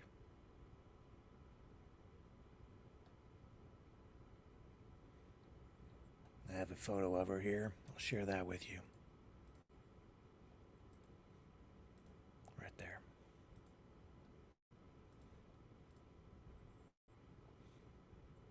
So that's the person who was shot and killed at the Super Bowl parade at the end of the event near Union Station.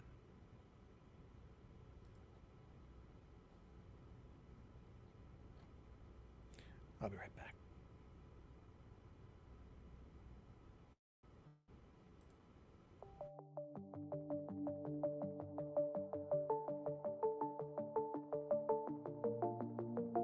Greetings, brave Mavericks. Our quest for truth continues. We go beyond fake news. Together we expose propaganda. Together we pull others out of rabbit holes. We are maverick thinkers. We are all unique individuals, defenders of individual rights and freedoms, credible, trusted, grounded in reality. Maverick News, Maverick News. Defending free speech, free speech. Donate at freedomreporters.com. Do it now. Tomorrow may be too late. Too late. Too late. Too late. Maverick News. The world is watching.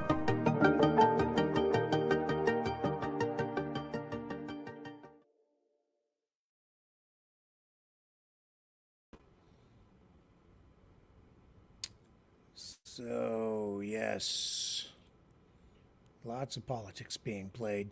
You know, even if you look at, just come back to the pricing comparison, Russia to Canada, Russia to USA, even if you look here at what goes on in Canada, the average wage in Russia is $7 and what was it, 51 cents? The minimum wage here in where I live is, I believe, $15 an hour now. Let me just check that. Is it 15? Ontario minimum wage is, I'm sorry, the minimum wage in Ontario is currently $16.55 per hour. The student minimum wage is $15.60. So even if you're working at a job, the lowest end job that's out there, you're making $16.55 Canadian versus $7.51 in Russia. So things are more expensive, but you're also making, you know, over twice as much money per hour if you have a job. And there are jobs out there, including low-paying jobs, minimum wage jobs, where you're making twice as much as somebody in Russia. Double. So, I don't know. That's truth. I'm just giving you the truth. I'm giving you facts. The numbers don't lie. That's just all there is to it. The prices are still too high. Inflation is out of control, and the government needs to rein that stuff in. It's as simple as that. But they've adopted these new economic policies of using modern monetary theory is what it's called. Quantitative easing. Really all they're doing is they're just using this economic theory to give themselves license to print money and go crazy and spend. Pierre Poilievre today saying that he is committed to cutting wasteful foreign aid and will work toward a NATO spending target. Poilievre is saying that if he's elected, he would cut, quote, wasteful foreign aid and would not allow funding to go to dictators, terrorists, or multinational bureaucracies. He was making these comments in response to a question about his position on NATO military spending targets. And of course, no doubt that's an extension of comments recently that came from Donald Trump, where he said that, again, if reelected president, he would not defend a NATO country if that NATO country had not paid its portion of the dues for defense spending.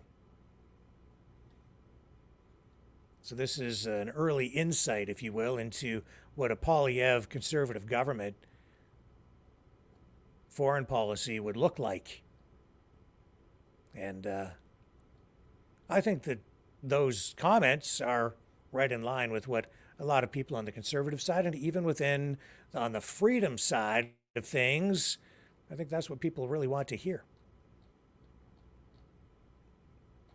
And on that front, I believe that he would follow through and give us what he's promising.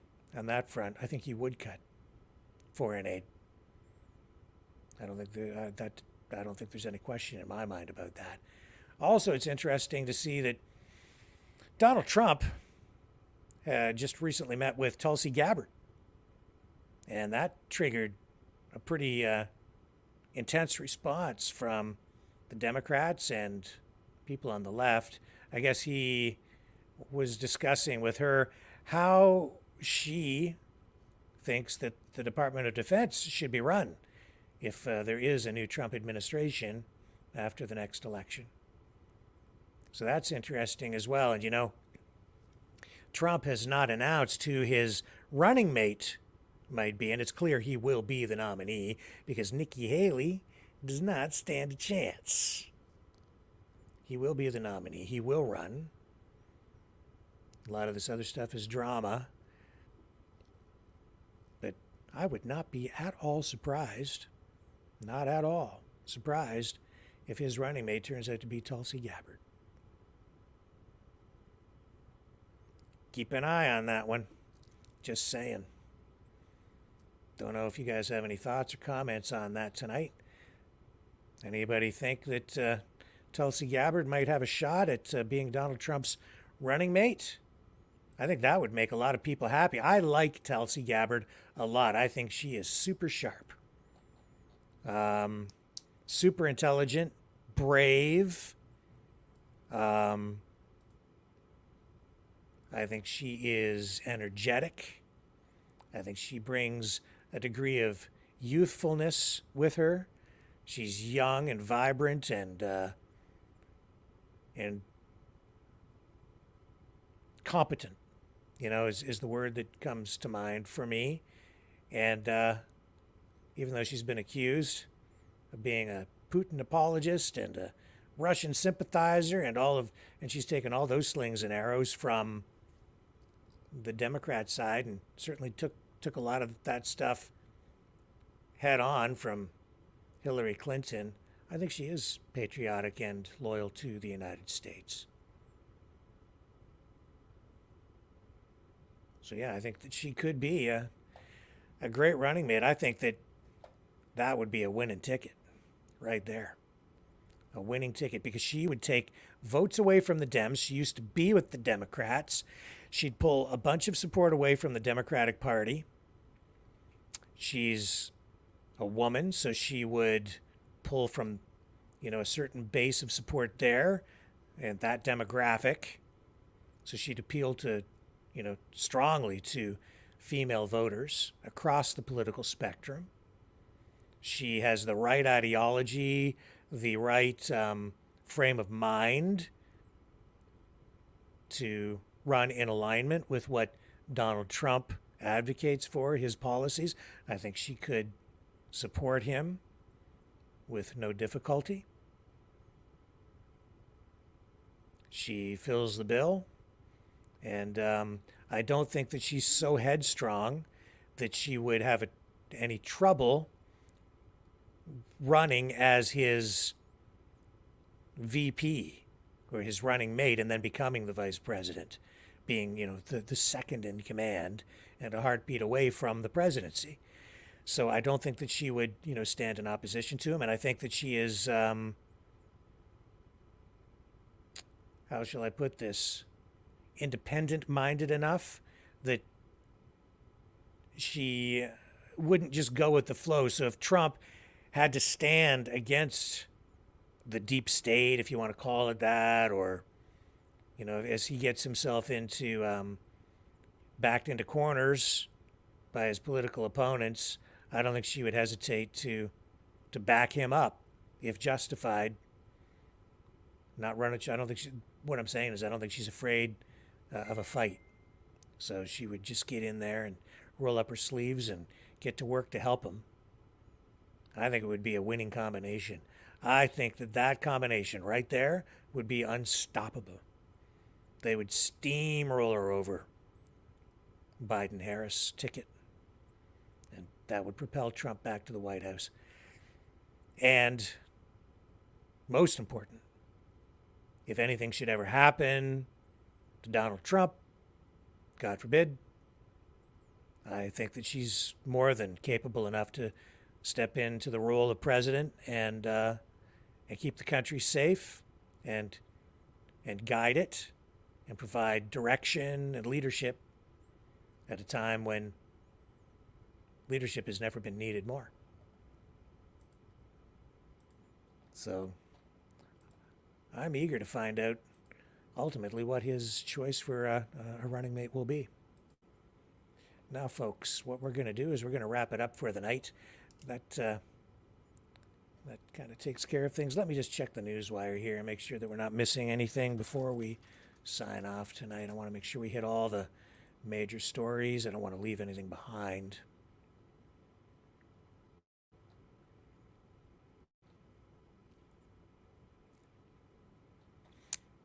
Yep, we've covered all the bases here basically tonight. So with that being said, it's been a super long day for me, as you know, and it gets us to a later time than normal. So we've been on for a while. We've got all the bases covered, and I really appreciate you guys hanging out and spending the time here again tonight. You can support the show by donating at MaverickDonations.com.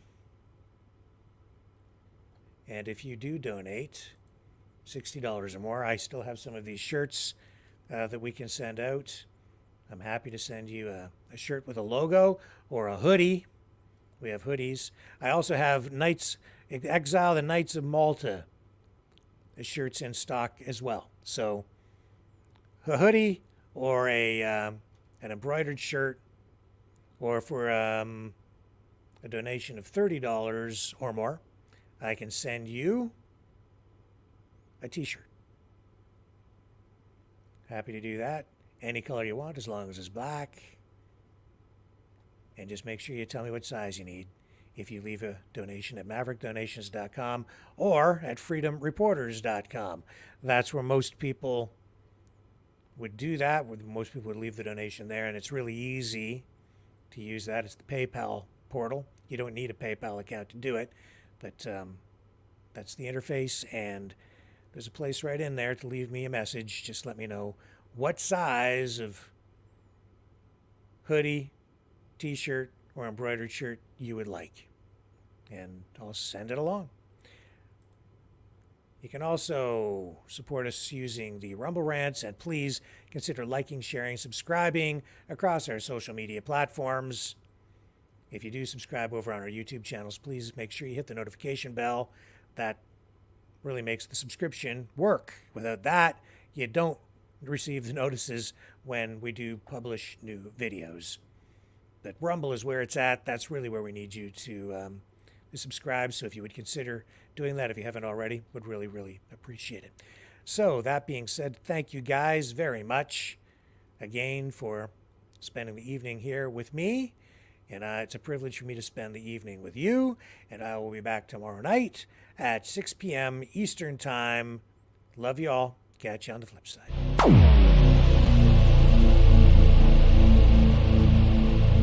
This has been a Maverick Multimedia production.